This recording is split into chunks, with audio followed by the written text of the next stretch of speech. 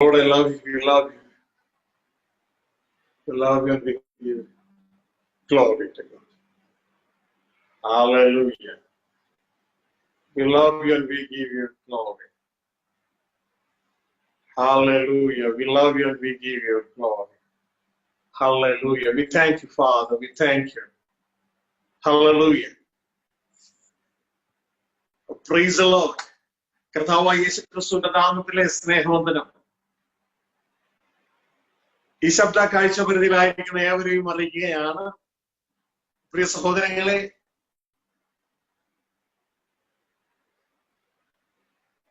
ദൈവത്തിന്റെ വചനവുമായി ഇരുളടഞ്ഞ ഈ ലോകത്തിലേക്ക് കടന്നു വരുവാൻ സ്വർഗത്തിലെ ദൈവം വീണ്ടും സഹായിച്ചു. ദൈവത്തിന് സ്തോത്രം ചെയ്യുക. ആത്മാവിന്റെ നിയമത്തെ കുറിച്ച് പഠിച്ചുകൊണ്ടിരുന്ന നമ്മളെ പെട്ടെന്ന് ദൈവത്തിന്റെ ആത്മാവ് തന്നെ വഴിതിരിച്ച് സ്വർഗത്തിൽ നിന്ന് ഇറങ്ങി വന്ന യേശുവും ലോകത്തിലെ യേശു എന്നുള്ള വ്യത്യാസം. അപ്പോൾ തന്നെ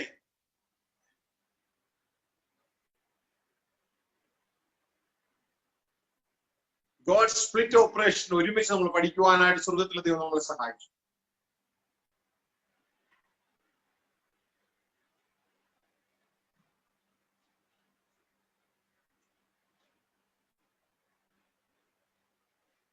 വളരെ പ്രാധാന്യമേറിയ സന്ദേശങ്ങളാണ് കർത്താവ് തന്റെ ജനത്തിന് അയക്കുന്നത്. ഈ സന്ദേശത്തിന്റെ ഉദ്ദേശം ജനത്തെ ദൈവത്തിന്റെ പദ്ധതികൾ അറിയിച്ച ക്രിസ്തുവിലൂടെ പിതാവിന്റെ മാറിലേക്ക് എത്തിക്കുക എന്നുള്ളതാണ്. ഈ സന്ദേശം എല്ലാവർക്കും വേണ്ടിയുള്ളതല്ല. ജീവിതത്തിലെ റിസൾട്ട് വേണം എന്ന് ആഗ്രഹിച്ചിട്ടും അത് കിട്ടാതെ, റിസൾട്ട് കിട്ടാതെ, ജീവിതത്തിൽ ഒരു ഫലം കടന്നു വരാതെ, യാതൊരു ആത്മീകവുമായ മാറ്റവും ഇല്ലാതിരിക്കുന്ന വ്യക്തികൾക്ക് എന്റെ ജീവിതത്തിൽ ഫലം വേണമെന്ന് താല്പര്യത്തോടുകൂടി ആയിരിക്കുന്ന വ്യക്തികൾക്കുള്ളത് ആ സന്ദേശമാണിത്. അങ്ങനെയുള്ളവർ ശ്രദ്ധിച്ചാണ്.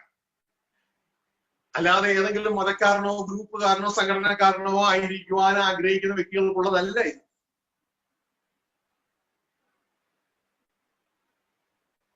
ഇതൊരു കൊച്ചു ജീവിതമാണ്. ഒരു ജന്മദിനവാതിലൂടെ ദൈവം പ്രവേശിപ്പിച്ചു, ഒരു മരണദിനവാതിലൂടെ ഏതാനും ദിവസം കൊണ്ട് ഇവിടുന്ന് കടത്തി പോകുമെന്നും മനസ്സിലാക്കിക്കൊണ്ട് ഈ ജീവിതത്തിലൂടെ ദൈവം എന്നിൽ എന്താണ് ആഗ്രഹിക്കുന്നത് എന്ന് മനസ്സിലാക്കി അത് പ്രവർത്തിക്കുവാൻ തക്കവണ്ണം ആഗ്രഹിക്കുന്ന വ്യക്തികൾക്ക്, ജയം നേടുവാൻ ആഗ്രഹിക്കുന്ന വ്യക്തികൾക്കുള്ള സന്ദേശമാണിത്. അതുകൊണ്ട് അല്ലാത്തവരായി ആരെങ്കിലും ഉണ്ടെങ്കിൽ സമയം കളയരുത്. ശ്രദ്ധയോടെ നിങ്ങൾ ഇത് കേൾക്കുന്നുവെങ്കിൽ നിങ്ങളുടെ സൃഷ്ടാവിന്റെ പദ്ധതികൾ മനസ്സിലാക്കിക്കൊണ്ട് കടന്നു പോകാനായിട്ട് ഇടയാവും. തെറ്റിപ്പോയ ഒരു ലോകത്താണ് നാം ജീവിക്കുന്നത്. തെറ്റായി മനുഷ്യനെ നയിക്കുന്ന ഒരു ലോകത്താണ് നാം ജീവിക്കുന്നത്. അപ്പൊ തെറ്റായി പോയിക്കൊണ്ടിരിക്കുന്ന ലോകത്ത് അവരുടെ കൂട്ടത്തിൽ ഒരു തെറ്റായി പോകാനല്ല ദൈവം നമ്മളെ വിളിച്ചത്. പകരം വിശുദ്ധ ബൈബിൾ എന്ന ആ തിരുവെഴുത്തുകളിലൂടെ സത്യം മനസ്സിലാക്കി, സത്യം അറിഞ്ഞ്, സത്യം നമ്മളെ സ്വതന്ത്രമാക്കി ജീവിക്കാൻ നമ്മളെ വിളിച്ചിരിക്കുന്നു. അപ്പൊ പ്രിയ സഹോദരങ്ങളെ, ഇതുമായുള്ള ബന്ധത്തില് ആത്മാവ് ഉപദേശിക്കുന്ന, ദൈവത്തിന്റെ ആത്മാവ് ഉപദേശിക്കുന്ന ആ ചിന്തകളെ ആത്മീയർക്ക് പറഞ്ഞു കൊടുത്തുകൊണ്ട് അവരെ ദൈവത്തിലേക്ക് നയിക്കുന്ന, നടത്തുന്ന ഒരു ശുശ്രൂഷയാണ്. അപ്പൊ ഇന്ന് ഞാൻ പ്രത്യേകിച്ച് ആഗ്രഹിച്ച ഒരു ചിന്ത എന്ന് പറയുന്നത്, ധാരാളം കാര്യങ്ങൾ സ്ക്രീനിലൂടെ കാണിച്ചു തരാനുണ്ട്. ഫേസ്ബുക്കിലുള്ളവർക്ക് വേണ്ടി ഞാൻ എന്റെ ഹൃദയത്തിൽ വിഷമിക്കുകയാണ്. ഈ ചിന്തകള് ഒന്ന് കാണിക്കണമെന്ന് വളരെ ആഗ്രഹത്തോടെ ആഗ്രഹിച്ചു. എങ്കിലും ദൈവം അത് സാധിക്കുമെന്ന് ഞാൻ വിശ്വസിക്കുന്നു. ഇപ്പൊ ഡയറക്റ്റ് എനിക്കത് നിങ്ങളെ കാണിക്കാൻ കഴിയില്ല. സൂമിലുള്ളവർക്ക് അത് കാണുവാനായിട്ട് കഴിയും. എന്നാൽ ഇത് റെക്കോർഡ് ചെയ്യുന്നുണ്ട്. ഇത് റെക്കോർഡ് ചെയ്തതിനു ശേഷം വീണ്ടും അത് അപ്ലോഡ് ചെയ്യണമെന്ന് ആഗ്രഹിക്കുന്നു. അങ്ങനെയെങ്കിൽ ആ സമയത്ത് നിങ്ങൾക്ക് ലഭിക്കുവാനായിട്ട് ഇടയാണ്. കാരണം മാനവകുലത്തെ സത്യമറിയാതെ തടഞ്ഞു വെച്ചിരുന്ന ധാരാളം ട്രാൻസ്ലേഷൻ മിസ്റ്റേക്കുകൾ ബൈബിളിലുണ്ട്. അതിലെ ചിലത് വളരെ ഫാറ്റൽ ആയിട്ടുള്ള, വളരെ സീരിയസ് ആയിട്ടുള്ള മിസ്റ്റേക്കുകൾ നിങ്ങളെ കാണിച്ചു തന്നുകൊണ്ട് നമ്മളുടെ ജീവിതത്തിലെ ആത്മീക യാത്രയിൽ നമ്മളെ തടഞ്ഞു നിർത്തുന്ന ആ ചില ക്രമീകരണങ്ങൾ ഒഴിവാക്കി നമുക്ക് ഇതാ പിൻപിലുള്ളതിനെ മറന്ന് മുൻപിലുള്ള ലക്ഷ്യമാക്കി ക്രിസ്തയേശുവിൽ ദൈവത്തിന്റെ പരമ്പരയുടെ വിരുദ്ധനായി ഡാക്കിലേക്ക് ഓടുവാൻ നമ്മളെ സഹായിക്കുന്ന ചില ചിന്തകളാണ് ഇതുമായി ബന്ധപ്പെട്ടിട്ടുള്ളത്. പ്രിയ സഹോദരനെ, കഴിഞ്ഞ സന്ദേശങ്ങൾ നാം മനസ്സിലാക്കിക്കൊണ്ടിരുന്ന വിഷയം എന്ന് പറയുന്നത് നിങ്ങൾ ഓർക്കുന്നു എന്ന് ഞാൻ ചിന്തിക്കുന്നു. ഗോഡ് സ്പ്ലിറ്റ് ഓപ്പറേഷനിൽ യേശുക്രിസ്തുവിന്റെ ആ വിവിധങ്ങളായ നാമങ്ങൾ നാം കേട്ടു. യെശയ്യാ 9-ാം അധ്യായം 6-ാം വാക്യം പറയുന്ന ശിശു, മകൻ, അത്ഭുതമന്ത്രി, വീരനാം ദൈവം, സമാധാന പ്രഭു, നിത്യപിതാവ്. അപ്പോ ഈ നാമങ്ങളൊക്കെ യേശുവിനെ എങ്ങനെയാണ് കടന്നു വന്നത്? ശിശു ആയിരിക്കുമ്പോൾ ഇതാ തന്നെ നിത്യപിതാവെന്ന് എങ്ങനെയാ വിളിക്കുന്നേ? ഇതാ തന്നെ മൈറ്റി ഗോഡ് എന്നെങ്ങനെയാ വിളിക്കുന്നേ? ഇതൊക്കെ നമ്മളൊന്ന് ഒരു ലെവലിൽ നാം ചിന്തിച്ചു പോകുന്നു.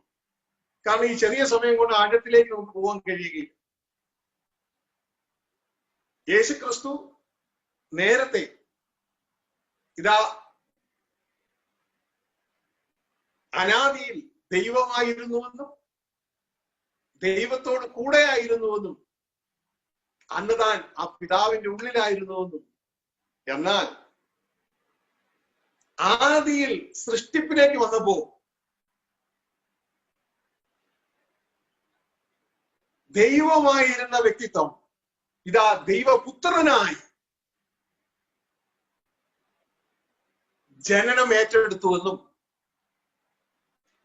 നീ എന്റെ പ്രിയപുത്രൻ, ഇന്ന് ഞാൻ നിന്നെ ജനിപ്പിച്ചിരിക്കുന്നു എന്നും, അങ്ങനെ ഇതാ ആ വേർഡ് ഓഫ് ഗോഡ് ദൈവവചനവുമായി ദൈവത്തിന്റെ ആ സകല സൃഷ്ടിപ്പിന്റെയും ആരംഭമായി, ഇതൊക്കെ നമ്മൾ വാക്യമായി നമ്മൾ മനസ്സിലാക്കിയതാണ്, പഠിച്ചതാണ്, ഇതിനു മുമ്പ് ഉള്ളത് കേൾക്കുക.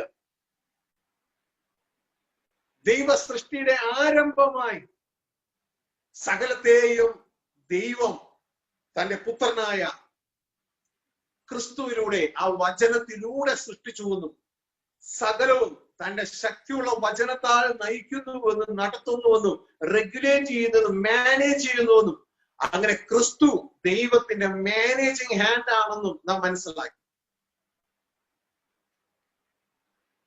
അപ്പോ ആദിയിൽ ആ സൃഷ്ടിപ്പ് തുടങ്ങുമ്പോഴേ ക്രിസ്തു ഉണ്ട്, അപ്പോഴേ ക്രിസ്തു ജനിച്ചിരിക്കുന്നു, ദൈവപുത്രൻ ജനിച്ചിരിക്കുന്നു. പക്ഷെ ഭൗതിക ലോകം കണ്ടിട്ടില്ല. ആത്മലോകത്തെ സ്പിരിറ്റുകൾക്ക് അറിയാം ഈ ദൈവത്തിന്റെ മകനെ കുറിച്ച്. ഇതുകൊണ്ടാണ് യേശുക്രിസ്തുവിനോ നമ്മൾ പിശാചികൾ അലറിയപ്പോൾ പിശാചികൾ വിളിച്ചു പറഞ്ഞത്. മനുഷ്യർ പറയുന്നു ഇവൻ ചതിയനാണെന്ന് പറയുമ്പോൾ പിശാചികൾ വിളിച്ചു പറയാ, മഹോന്നതനായ ദൈവത്തിന്റെ പുത്ര. കാരണം ഇവർക്ക് നേരത്തെ യേശുവിനെ അറിയാം, ആത്മമണ്ഡലത്തിൽ ആത്മലോകത്തിൽ യേശുവിനെ അറിയാം. തുടർന്ന് ഈ വചനം സമയത്തിൽ വചനം മാംസമായി നമ്മുടെ ഇടയിൽ വന്നു. അപ്പൊ 3 സ്റ്റേജുകൾ നമ്മൾ മനസ്സിലാക്കി. ഇതാ അനാദിയിൽ ദൈവമായിരുന്നവൻ, ആദിയിൽ ഇതാ ദൈവപുത്രനായി വചനമായി സകല സൃഷ്ടികളുടെ ആരംഭമായി ഓപ്പറേഷൻ ആരംഭിച്ചു. അങ്ങനെ അദൃശ്യവും ദൃശ്യവുമായതെല്ലാം ദൈവം ക്രിസ്തുവിലൂടെ സൃഷ്ടിച്ചു. തുടർന്ന് ആ വചനം കാലസമൃദ്ധയിൽ സമയത്തിൽ വചനം മാംസമായി നമ്മുടെ ഇടയിൽ വസിച്ചു. അപ്പോ ഈ യാത്രയിൽ യേശുക്രിസ്തുവിന്റെ ടൈറ്റിലുകളാണ് നാം കേട്ടത്. ശിശുവാണ്, മകനാണ്, ദൈവമാണ്, നിത്യപിതാവാണെന്നൊക്കെ കേട്ടു നമ്മളല്ലേ. അപ്പോ പ്രിയ സഹോദരങ്ങളെ, ഇന്നത്തെ അവസ്ഥയുമായി നമ്മൾ ചിന്തിക്കാൻ പോകുന്നു. ചില ട്രാൻസ്ലേഷൻ മിസ്റ്റേക്കുകൾ, ബൈബിളിലെ ചില ട്രാൻസ്ലേഷൻ മിസ്റ്റേക്കുകൾ പിശാച്, ഞാൻ മനസ്സിലാക്കുന്നത് പിശാച് ഈ ട്രാൻസ്ലേറ്റ് ചെയ്തവരുടെ ഹൃദയത്തിന്റെ ചിന്തകളിൽ കയറിക്കൂടി ചില ഫാറ്റൽ മിസ്റ്റേക്കുകൾ വരുത്തിയിട്ടുണ്ട്. അപ്പൊ ഇതൊന്ന് മനസ്സിലാക്കി പോകുന്നുവെങ്കിൽ നമുക്ക് നല്ലതായിരിക്കും. അപ്പൊ ഇതുമായുള്ള ബന്ധത്തിന്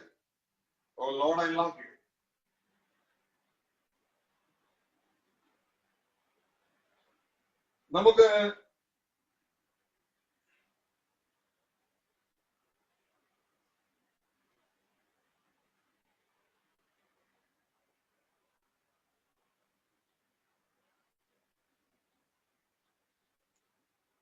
ദൈവമാര്, ദൈവത്തിന്റെ വചനമാര്, ദൈവത്തിന്റെ ആത്മാവാര് എന്നുള്ള ചിന്തകളിൽ തുടങ്ങി നമുക്ക് മുന്നോട്ടേക്ക് പോകാൻ. കഴിഞ്ഞ സന്ദേശം നമ്മൾ അവസാനിപ്പിച്ചത് അവിടെയാ. നിങ്ങൾ ഓർക്കുന്നുണ്ടോ? തേങ്ങ കാണിച്ച് ഓർക്കുന്നുണ്ടല്ലോ? താഴെ നിന്ന് നോക്കിയപ്പോൾ ആ തെങ്ങിൽ കിടക്കുന്നത് എന്താന്ന് ചോദിച്ചപ്പോ തേങ്ങയാണ്.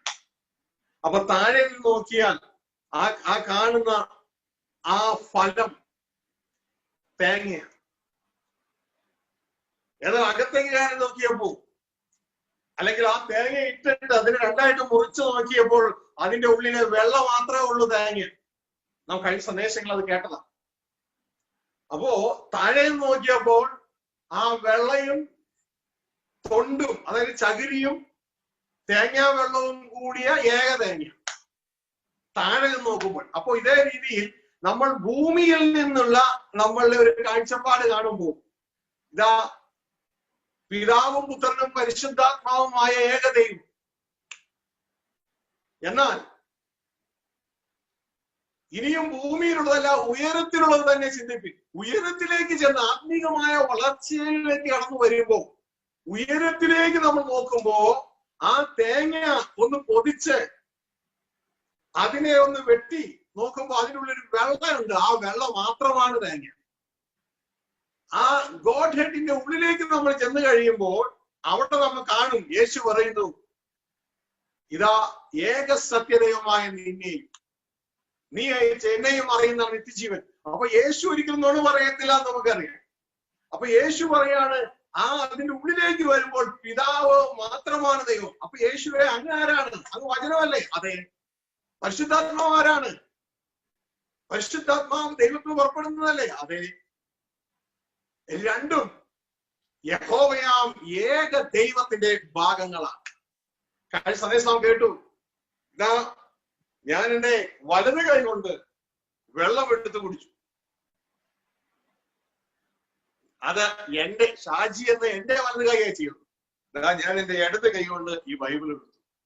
രണ്ട് ചെയ്തത് ഞാൻ തന്നെയാണ്. ഒന്ന് ഞാൻ എന്റെ വലത് കൈ കൊണ്ട് ചെയ്തു, മറ്റത് ഞാൻ ഇടത് കൈ കൊണ്ട് ചെയ്തു. ഇത് യഹോവയാം ദൈവത്തിന്റെ, അല്ലെങ്കിൽ പിതാവാം ദൈവത്തിന്റെ മാനേജിങ് ഹാൻഡ് ആണ് വചനം. മാനേജിങ് ഹാൻഡ്, കാര്യസ്ഥത ചെയ്യുന്ന ഹാൻഡാണ് വചനം. അപ്പോൾ തന്നെ പിതാവായ ദൈവത്തിന്റെ മാനിഫെസ്റ്റിംഗ് ഹാൻഡാണ്, വെളിപ്പെടുത്തുന്ന ഹാൻഡാണ് തന്റെ ആത്മാവ്, പരിശുദ്ധാത്മാവ്.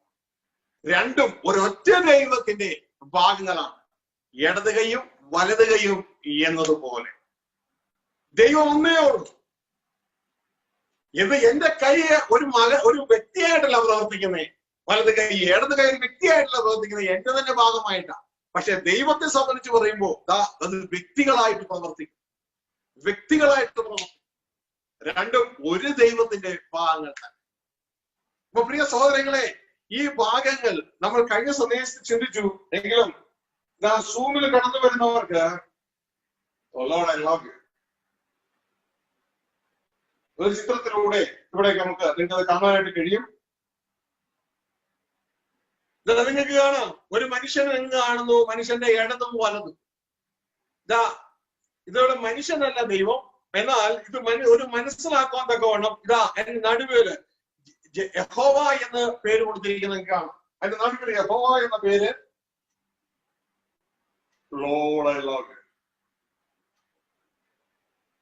നടുവിൽ യഹോവ എന്ന പേര് കൊടുത്തിരിക്കുന്നതായിട്ട് കാണാം. ഇനി അതിന് ഒരു കൈക്ക് വചനം എന്ന പേര് കൊടുത്തിരിക്കുന്നത് കാണാം, മറുകൈക്ക് ആത്മാവ്, പരിശുദ്ധാത്മാവ് എന്ന് പേര് കൊടുത്തിരിക്കുന്നത്. അപ്പോ ഇവിടെ എത്ര ദൈവമുണ്ട്? ഒറ്റ ദൈവമേ ഉള്ളൂ, പിതാവായ ഏക ദൈവമേ ഉള്ളൂ. ഈ കാര്യം നമ്മൾ മനസ്സിലാക്കുക. ഈ വിഷയത്തെ കുറിച്ച് നമ്മൾ തർക്കിച്ച് മറ്റുള്ളവരുടെ മുമ്പിൽ നമ്മുടെ വിശ്വാസത്തെ അറിവില്ലാത്ത വ്യക്തിത്വങ്ങളായി തീരരുത്. അപ്പൊ ഏകദൈവം യേശു ക്രിസ്തു പറഞ്ഞതുപോലെ, യേശു ഒരിക്കലും നുണ പറയുകയില്ല. യേശു ക്രിസ്തു പറഞ്ഞതുപോലെ ഏക സത്യ ദൈവം അതാണ് പിതാവ്. ആ പിതാവ് മാത്രമേ ഉള്ളൂ. ആ പിതാവിന്റെ മാനേജിങ് ഹാൻഡാണ് വചനം, മാനിഫെസ്റ്റിംഗ് ഹാൻഡാണ് പരിശുദ്ധാത്മ. ഇത് മനസ്സിലാക്കിയാണ്. ഇനി ഇതുമായിട്ട് ബന്ധപ്പെട്ട് 1-2 വചനം വായിച്ചുകൊണ്ട് നമുക്ക് ഒന്ന് മുന്നോട്ടേക്ക് പോകാം. 107-ാം സങ്കീർത്തനം 20-ാം വാക്യം. ദൈവം പറയാണ്, ഞാൻ എന്റെ വചനത്തെ അയച്ച് നിന്നെ സൗഖ്യമാക്കും. അപ്പോ ആ വചനം ആരുടേതാണ്? ദൈവത്തിന്റെ വചനമാണ്. ദൈവത്തിന്റെ ഞാൻ എന്റെ വചനത്തെ, ഈ വചനമാണ് ആര്? ക്രിസ്തു. എന്റെ വചനത്തെ അയച്ച് ഞാൻ എന്റെ വലത് കൈ കൊണ്ട് ഇതാ ബൈബിൾ എടുത്തിരിക്കുന്നു, ഇതാ ഞാൻ ഇടത് കൈ കൊണ്ട് ഇതാ ഞാൻ ക്ലാസ് എടുത്തിരിക്കുന്നു എന്ന് പറയുന്നത് പോലെ ഞാൻ എന്റെ വചനത്തെ അയച്ച് നിന്നെ സൗഖ്യമാക്കുന്നു. നമ്മൾ പലപ്പോഴും കേട്ടുള്ള വാക്യമാണത്. രോഗശാന്തി ശുശ്രൂഷകളെല്ലാം ധാരാളമായിട്ട് ഉപയോഗിക്കുന്ന ഒരു വാക്യമാണ്. 107-ാം സങ്കീർത്തനം അതിന്റെ 20-ാം വാക്യം. അവൻ തന്റെ വചനത്തെ അയച്ച് സൗഖ്യമാക്കി അവരുടെ കുഴികളിൽ നിന്ന് അവരെ വിടുവിച്ചു.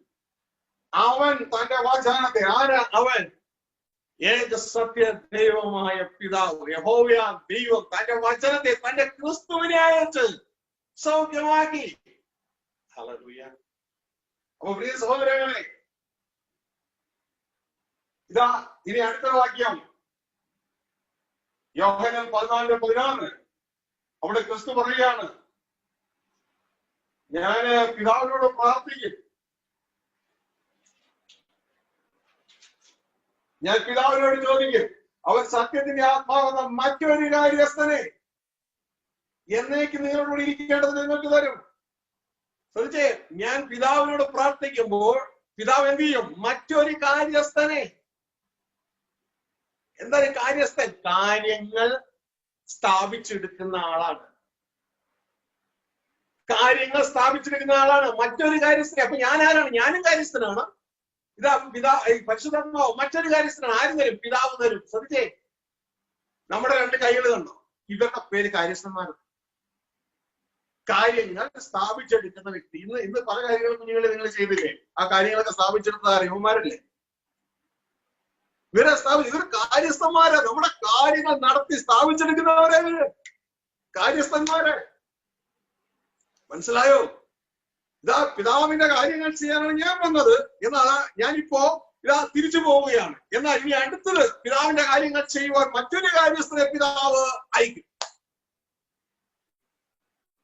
അപ്പോ പിതാവ് അയക്കുന്ന പരിശുദ്ധാത്മാവാ. ആരാ യേശുവിനെ അയച്ചത്? പിതാവ് അയച്ചത്. ഞാൻ എന്റെ വചനത്തെ അയച്ച് നിങ്ങളെ സൗഖ്യമാണ്. തുടർന്ന് പറയുന്നു, ഞാൻ എന്റെ ആത്മാവിനെ അയച്ച് നിങ്ങൾ എന്റെ വഴികൾ നടക്കുമാറാണ്. ശ്രദ്ധിച്ചേ, 2 ആരുടെ തന്നെയാ? ഒരേ പിതാവിന്റെ തന്നെയാ 2. ഒരേ പിതാവിന് തന്നെയാ 2. അപ്പൊ ഈ ഒരു ബോധം നമുക്ക് ഉണ്ടാകണം. ഹല്ലേലൂയ.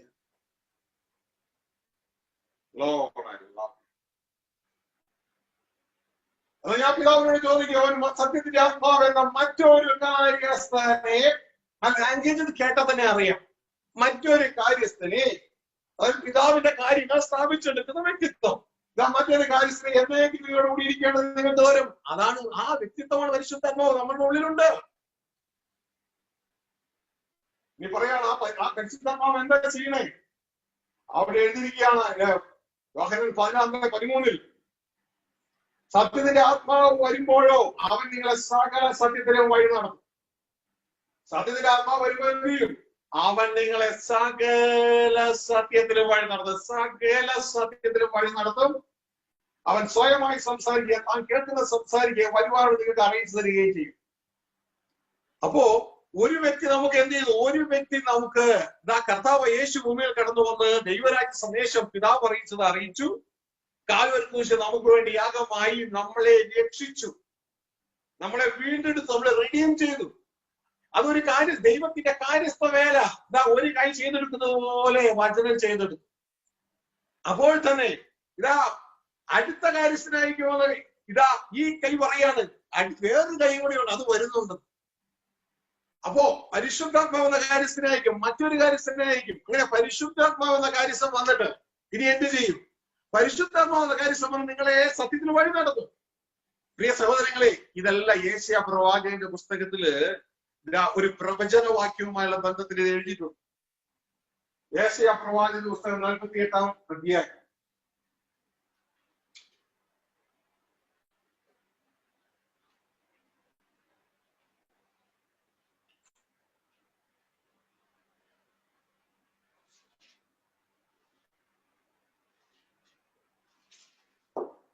അതിന്റെ 16-17 വാക്യങ്ങളിൽ അവൻ എഴുതിയിരിക്കുന്നു, ഇസ്രായേൽ മക്കളോടുള്ള പ്രവചനമാണ്. നിങ്ങൾ അടുത്തു വന്നത് കേൾപ്പിൻ, ഞാൻ ആദ്യം മുതൽ രഹസ്യത്തിലല്ല പ്രസ്താവിച്ചിട്ടുള്ളത്, അതിന്റെ ഉത്ഭവകാലം മുതൽ ഞാൻ അവിടെ ഉണ്ട്.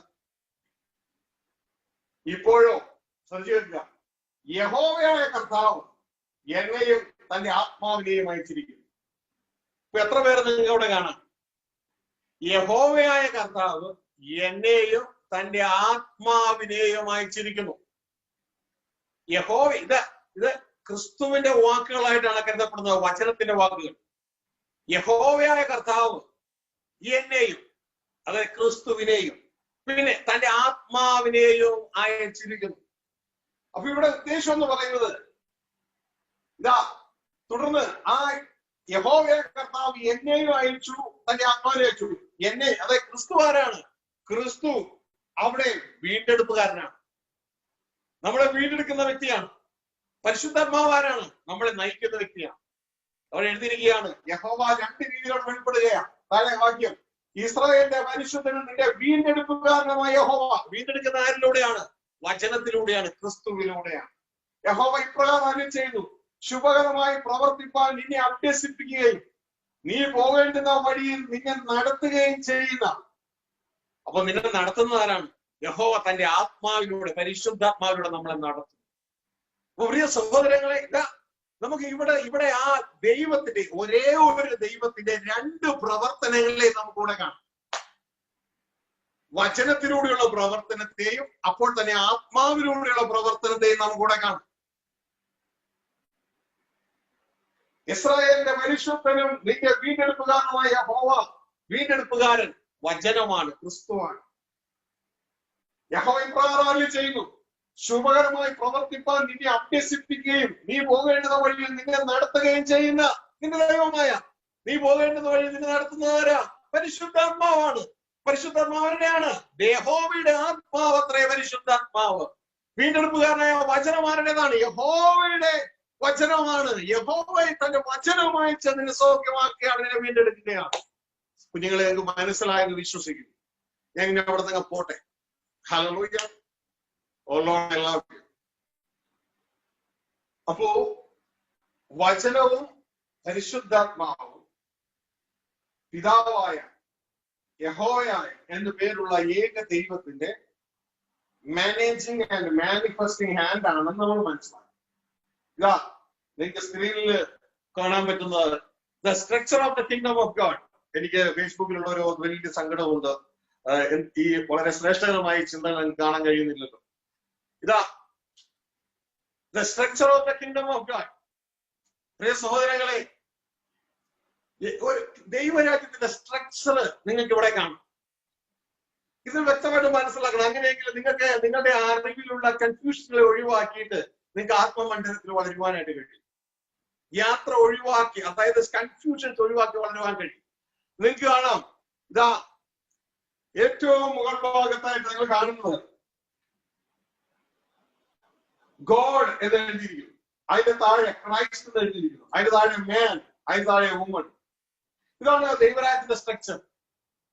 ഇനി നിങ്ങൾക്ക് കാണാൻ കഴിയുന്ന മറ്റൊരു ചിന്ത എന്ന് പറയുന്നത്, പ്രിയ സഹോദരങ്ങളെ, ഇതാ ആ ഗോഡ് എന്ന ഭാഗത്ത് നടുവിലൂടെ ഒരു നദി, ഒരു പച്ച കളറുള്ള ഒരു നദി വരുന്നത് നിങ്ങൾക്ക് കാണാം. താഴേക്ക് ഭൂമിയിലേക്ക് ഒഴുകി വരുന്ന ഒരു കാര്യം നിങ്ങൾക്ക് കാണാൻ കഴിയും. അത് റെപ്രസെന്റ് ചെയ്ത് വേറെ ആരെയുമല്ല, പരിശുദ്ധാത്മാവിനെയാണ് റെപ്രസെന്റ് ചെയ്യുന്നത്. ഇപ്പൊ ദൈവരാജ്യത്തിന്റെ സ്ട്രക്ചർ മനസ്സിലാക്കുക. ഈ ദൈവരാജ്യത്തിന്റെ സ്ട്രക്ചർ മനസ്സിലാക്കി ഈ സ്ട്രക്ചറിൽ നിന്നാൽ നമുക്ക് റിസൾട്ട് ഉണ്ടാകും. ഈ സ്ട്രക്ചറിൽ നമ്മൾ നിൽക്കുന്നില്ലയോ നമുക്ക് റിസൾട്ട് ഉണ്ടാവും. റിസൾട്ട് ഉണ്ടാവുകയില്ല. കാരണം എല്ലാ നല്ല ദാനവും തികഞ്ഞ വരമൊക്കെയും ഉയരത്തിൽ നിന്ന് വെളിച്ചങ്ങളുടെ പിതാവിൽ നിന്ന് വരും.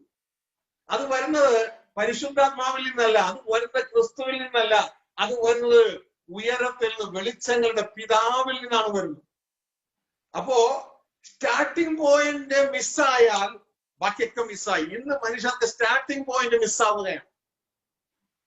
കാരണം ശ്രദ്ധിച്ചേ, ഇന്നത്തെ അറിവില്ലായ്മയിലൂടെ ഈ ട്രാൻസ്ലേഷൻ യേശു ഒരിക്കലും പറയാത്തതും അപ്പോസ്തലന്മാർ പറഞ്ഞ് സമയം കളയാത്തതുമായ കാര്യങ്ങൾ പറഞ്ഞ് ഇതാ അവർ സമയം കളയുകയാണ്. അതായത് യേശു ക്രിസ്തു പറഞ്ഞു, ഇതാ യേശു ക്രിസ്തുവിന്റെ ആദ്യം പിതാവിനോട് കൂടെയായിരുന്നു, പിതാവായിരുന്നു അല്ലെങ്കിൽ ദൈവമായിരുന്നു എന്നും നിത്യപിതാവെന്നും ഒക്കെ നമ്മൾ അംഗീകരിക്കുന്ന കാര്യമാണ്. പക്ഷേ ഇവിടുത്തെ വിഷയം എന്ന് പറഞ്ഞാൽ യേശു ക്രിസ്തു പിതാവിനോട് കൂടെ ആയിരുന്നു. ആ ടെൻസ് നോക്കി, ആയിരുന്നു, ദൈവമായിരുന്നു. എന്നാൽ ഫിലിപ്പിയ ലേഖനം 2-ാം അധ്യായം പറയുന്നു ദൈവത്തോടുള്ള സമത്വം വേണ്ടെന്ന് വെച്ചു. പക്ഷെ ഇത് നമ്മൾ സമ്മതിക്കത്തില്ല. ഇതാ നമ്മുടെ വിഷയം. സമത്വം വേണ്ടെന്ന് വെച്ചു, എന്നിട്ട് എന്ത് ചെയ്തു? തന്നെത്താൻ ഒഴിച്ചു. നമ്മൾ ഈ ബൈബിൾ എന്തോ പറയണത്? അതിന് സമ്മതിച്ചു കൊടുക്കണം. ഇതിന് മനസ്സില്ലെങ്കിൽ ആർക്കും നഷ്ടം? അവനവന് പോയി. തന്നെത്താൻ ഒഴിച്ചു. എന്താണ് ഒഴിച്ചു വെച്ചത്? ആ ദൈവത്തോടുള്ള സമത്വം. എന്നിട്ട് എന്ത് ചെയ്തു? എന്നിട്ട് താൻ പുത്രനായി മാറി. എപ്പോൾ? സൃഷ്ടിയുടെ ആരംഭത്തിൽ. ഇതാണ് ബൈബിൾ പറയുന്നത്. നമ്മൾ ഓൾറെഡി പഠിച്ചു കഴിഞ്ഞതാ. പുത്രനായി മാറി, വചനമായി മാറി. സൃഷ്ടിപ്പിൽ പിതാവിന് വേണ്ടി പിതാവ് തന്നിലൂടെ എല്ലാം സൃഷ്ടിച്ചു. ഇത് താനാണ് സകലത്തെ മാനേജ് ചെയ്യുന്നത്. പക്ഷെ ഈ മാനവരാശിയുടെ തുടക്കത്തിലേക്ക് വന്നപ്പോ മാനവരാശിയുമായുള്ള ബന്ധത്തിൽ താൻ ആ വചനം മാംസമായി വീണ്ടും ഇതാ ഭൂമിയിലേക്ക് വന്നു, ഒരു മനുഷ്യനായി. അപ്പോഴാണ് കന്യ ഗർഭിണിയായ പുത്രനെ പ്രസവിച്ചത്. അപ്പൊ പ്രിയ സഹോദരങ്ങളെ, ഈ ഒരു തലത്തില് ഇറങ്ങി വന്നതിനെ കുറിച്ച് നമ്മൾ സമ്മതിച്ചു കൊടുക്കണം. അതെന്തിനാണ്? ഒരു ഓപ്പറേഷന് വേണ്ടിയാണ് വന്നത്. ഇത് നമ്മൾ സമ്മതിക്കുന്നില്ല എങ്കിൽ നമുക്ക് അപകടമാണ്. അപ്പോ ഇത് യേശു ഭൂമിയിലേക്ക് വന്നിട്ട് യേശു ഒരിക്കലും പറഞ്ഞില്ല ഞാനാണ് ദൈവം എന്ന്. യേശു സമയം മെനക്കെടുത്തിയില്ല. അതിന് സമയം കളഞ്ഞില്ല അതിനു വേണ്ടി. പക്ഷെ നമ്മൾ ഇത് സമയം കളയുകയാണ്. യേശു ഉദ്ദേശിക്കാത്ത ഒരു കാര്യത്തിന് വേണ്ടി നമ്മൾ സമയം കളയല്ലേ? അപ്പോസ്തലന്മാർ യേശു ദൈവമാണെന്ന് പറഞ്ഞ് എവിടെയെങ്കിലും തെളിയിക്കാൻ പോയോ? ഇല്ല. കാരണം അവർക്കറിയാം യേശു നേരത്തെ ആരായിരുന്നു? ദൈവമായിരുന്നു. വചനം നേരത്തെ ആരായിരുന്നു? വചനം ദൈവമായിരുന്നു. എന്നാൽ അവിടുന്ന് ആ സ്ഥാനം വേണ്ടെന്ന് വെച്ച് താഴേക്ക് വന്നിട്ട് ഒരു മനുഷ്യനായി ഭൂമിയിലേക്ക് വന്നിട്ട് ഇത് താൻ ദൈവമെന്ന് തെളിയിക്കുകയല്ല യേശു ചെയ്യുന്നത്. ആ പിതാവ് താൻ എവിടെ നിന്നാണ് പുറപ്പെട്ടത്? ആ പിതാവ് ഇപ്പോഴും ദൈവമായി അവിടെ തന്നെ ഉണ്ട്. ആ പിതാവിനെ ദൈവത്തിന്റെ വചനം യോഹന്നാൻ 1:18 പറയുന്നു, ഈ പിതാവിനെ ദൈവത്തെ ആരും ഒരു നാളും കണ്ടിട്ടില്ല. തന്റെ മാറിലിരിക്കുന്ന പുത്രൻ ഈ പിതാവിനെ വെളിപ്പെടുത്തുകയാണ്. അതായിരുന്നു യേശു ചെയ്യുന്നത്. അല്ലാണ്ട് താൻ പിതാവാണ്, താൻ ദൈവമാണെന്ന് തെളിയിക്കുക എല്ലാവരും യേശു ചെയ്യുന്നത്. നിങ്ങൾക്ക് പുസ്തകത്തിൽ എവിടെയെങ്കിലും അത് കാണിച്ചു തരാമോ? ഇനി അപ്പോസ്തലന്മാർ അങ്ങനെ ചെയ്തതായിട്ട് നിങ്ങൾക്ക് എവിടെയെങ്കിലും കാണിച്ചു തരാമോ? യേശു ദൈവമാണെന്ന് തെളിയിച്ചുകൊണ്ടിരുന്നേ? ഇല്ല. അവരൊന്നും അതിനുവേണ്ടി സമയം കളഞ്ഞില്ല. നമ്മളാണ് ഇന്ന് അറിവില്ലാതെ ഇതിനുവേണ്ടി സമയം കളഞ്ഞുകൊണ്ടിരിക്കുന്നത്. നമ്മളാണ് സമയം കളഞ്ഞുകൊണ്ടിരിക്കുന്നത്. യേശു അപ്പോസ്തലന്മാര് ചെയ്യാത്ത പദ്ധതിക്ക് വേണ്ടി നമ്മുടെ സമയം വെറുതെ കളയല്ലേ? അതുകൊണ്ടൊന്നും നമുക്ക് ഒരു ഗുണവും ഇല്ല. കേൾക്കുന്ന മനുഷ്യരെ തിരിച്ചു കളയാനേ പറ്റുകയുള്ളൂ. പകരം ഈ പുസ്തകം എന്താണ് പറഞ്ഞത്? യേശു എന്താണ് പറഞ്ഞത്? അത് ചെയ്യേ. യേശു പറഞ്ഞത് ദൈവരാജ്യ സുവിശേഷമാണ്. ആ സുവിശേഷം ബൈബിളിലെ സിലബസിൽ പോലും ഇല്ല എന്ന് മനസ്സിലാക്കി നിങ്ങളുടെ വീറും വാശിയും അതവിടെ സ്ഥാപിക്കാൻ വേണ്ടി ശ്രമിക്കും. അതിനുവേണ്ടി നിങ്ങൾ എന്ത് ചെയ്യേ? ഡിബേറ്റ് നടത്തും. അനാവശ്യ കാര്യങ്ങൾക്ക് വേണ്ടി സമയം കളയില്ല. അപ്പൊ പ്രിയ സഹോദരങ്ങളെ, യേശു ക്രിസ്തു ഇതിൽ 22 പ്രാവശ്യം സുവിശേഷത്തിന് മാത്രം തന്നെ അനുഗമിക്കാൻ പറഞ്ഞിട്ട് ആ അനുഗമനത്തെ കുറിച്ച് പറയാതെ യേശുവിനെ ആരാധിക്കുമെന്ന് പറഞ്ഞ് ഈ പുസ്തകത്തിൽ എങ്ങും പറഞ്ഞിട്ടില്ല. നമ്മൾ അതിനെ പുറകെ ഓടിക്ക് പോവുകയാണ്. പ്രിയ സഹോദരങ്ങളെ, യേശുവിനെ അനുഗമിക്കുന്നത് തന്നെ ഒരു ആരാധനയല്ലയോ? അപ്പൊ ഈ പുസ്തകം പറയാത്ത വേറൊരു ഡയറക്ഷനിലേക്ക് പിശാച് ഇന്ന് പലരെയും കൊണ്ടുപോയി കഴിയും. എന്നിട്ട് അതിന് പേരിട്ടു സുവിശേഷീകരണമാണ്. ഇവർക്ക് റിസൾട്ട് വരുന്നില്ല. റിസൾട്ട് അപ്പൊ പ്രിയ സഹോദരങ്ങളെ, ഈ ദൈവരാജ്യത്തിന്റെ സ്ട്രക്ചറിൽ വന്നെങ്കിൽ മാത്രമേ നമുക്ക് റിസൾട്ട് വരികയുള്ളൂ. അപ്പൊ നിങ്ങൾ ചിന്തിക്കും, ഇതിലെ യേശു ദൈവം എന്ന് പറയുന്ന പല വാക്യങ്ങളുണ്ടല്ലോ. പ്രിയ സഹോദരങ്ങളെ, എന്നെയും കുഴപ്പിച്ചത് ഇത് തന്നെയായിരുന്നു. എന്നെയും കുഴപ്പിച്ചത് ഇത് തന്നെയായിരുന്നു. യേശു ക്രിസ്തു ഒരു വാക്കത്ത് പറയുന്നു, പിതാവായ ഏക സത്യ ദൈവവും പിതാവ് മാത്രമാണ്. അപ്പോ ഈ പുസ്തകത്തിൽ അവിടെ ഇവിടെ പറയുന്നു, അല്ല യേശുവാണ് ദൈവം. ഞാൻ ആകെ കുഴഞ്ഞു.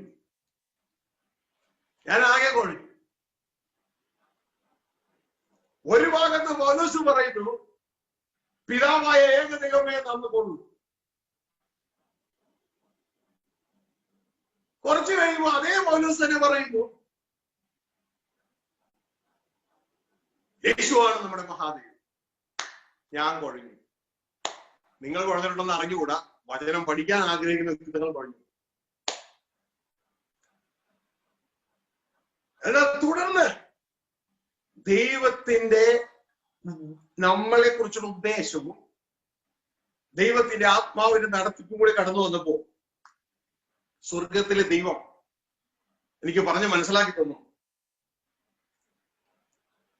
യേശു 34:16 പ്രകാരം വ്യാഖ്യാനിക്കുമ്പോ, കാര്യങ്ങൾ നോക്കുമ്പോ, ദൈവത്തിന്റെ പദ്ധതിയിലൂടെ കാര്യങ്ങൾ നോക്കുമ്പോ നമുക്ക് ഈ ബൈബിളിൽ ഒരിക്കലും അങ്ങോട്ടും ഇങ്ങോട്ടും ഒരു ഇടർച്ചയില്ല എന്നും ശത്രുക്കളെ കാണത്തില്ല എന്ന്, ഇണകളെ കാണത്തുള്ളൂ മനസ്സിലായി. നല്ലൊരു ഭാഗത്തും ട്രാൻസ്ലേഷൻ മിസ്റ്റേക്കുകൾ സംഭവിച്ചത് കൊണ്ടാണ് ഇങ്ങനെ എതിർത്ത് സംസാരിക്കുന്നതെന്ന് മനസ്സിലാക്കുവാനായിട്ട് കഴിയും. അപ്പൊ അങ്ങനെയുള്ള ചില ട്രാൻസ്ലേഷൻ മിസ്റ്റേക്കുകളാണ് നിങ്ങളിത് കാണിക്കുവാനായിട്ട് ആഗ്രഹിക്കുന്നത്. Lord, I love you. ഇതാ നിങ്ങൾക്ക് ആ സ്ട്രക്ചർ, കിങ്ഡം സ്ട്രക്ചർ നിങ്ങൾക്ക് മനസ്സിലായെന്ന് ഞാൻ വിശ്വസിക്കുകയാണ്. ഇതാ ഈ സ്ട്രക്ചർ നിങ്ങൾ മാറിപ്പോകരുത്. ഇവിടെയൊക്കെ സംഭവിക്കുന്നത് എന്താണെന്ന് പറഞ്ഞു കഴിഞ്ഞാൽ നിങ്ങൾക്ക് സൂമിലൂടെ കാണുന്നവർക്ക് അറിയാം, ഫേസ്ബുക്കിലൂടെ കാണുന്നവർക്ക് ഞാൻ പറഞ്ഞ് മനസ്സിലാക്കി തരട്ടെ. ഇതാ അവിടെ ഞങ്ങൾ കാണിച്ചിരിക്കുന്നത് പിതാവായ ദൈവം, ഗോഡ്, അതിന്റെ താഴെ ക്രിസ്തു. ക്രിസ്തുവിനെ ഗോഡ് എന്നല്ല അവിടെ പറയുന്നത്, ലോഡ് എന്നാണ് പറയുന്നത്. ലോഡ്, കർത്താവ്. അതിന്റെ താഴെ പുരുഷൻ, മനുഷ്യൻ. അതിന്റെ താഴെ സ്ത്രീ. ഇതാണ് കിങ്ഡം സ്ട്രക്ചർ, ദൈവരാജ്യത്തിന്റെ സ്ട്രക്ചർ. ഫസ്റ്റ് കൊറിന്ത്യൻ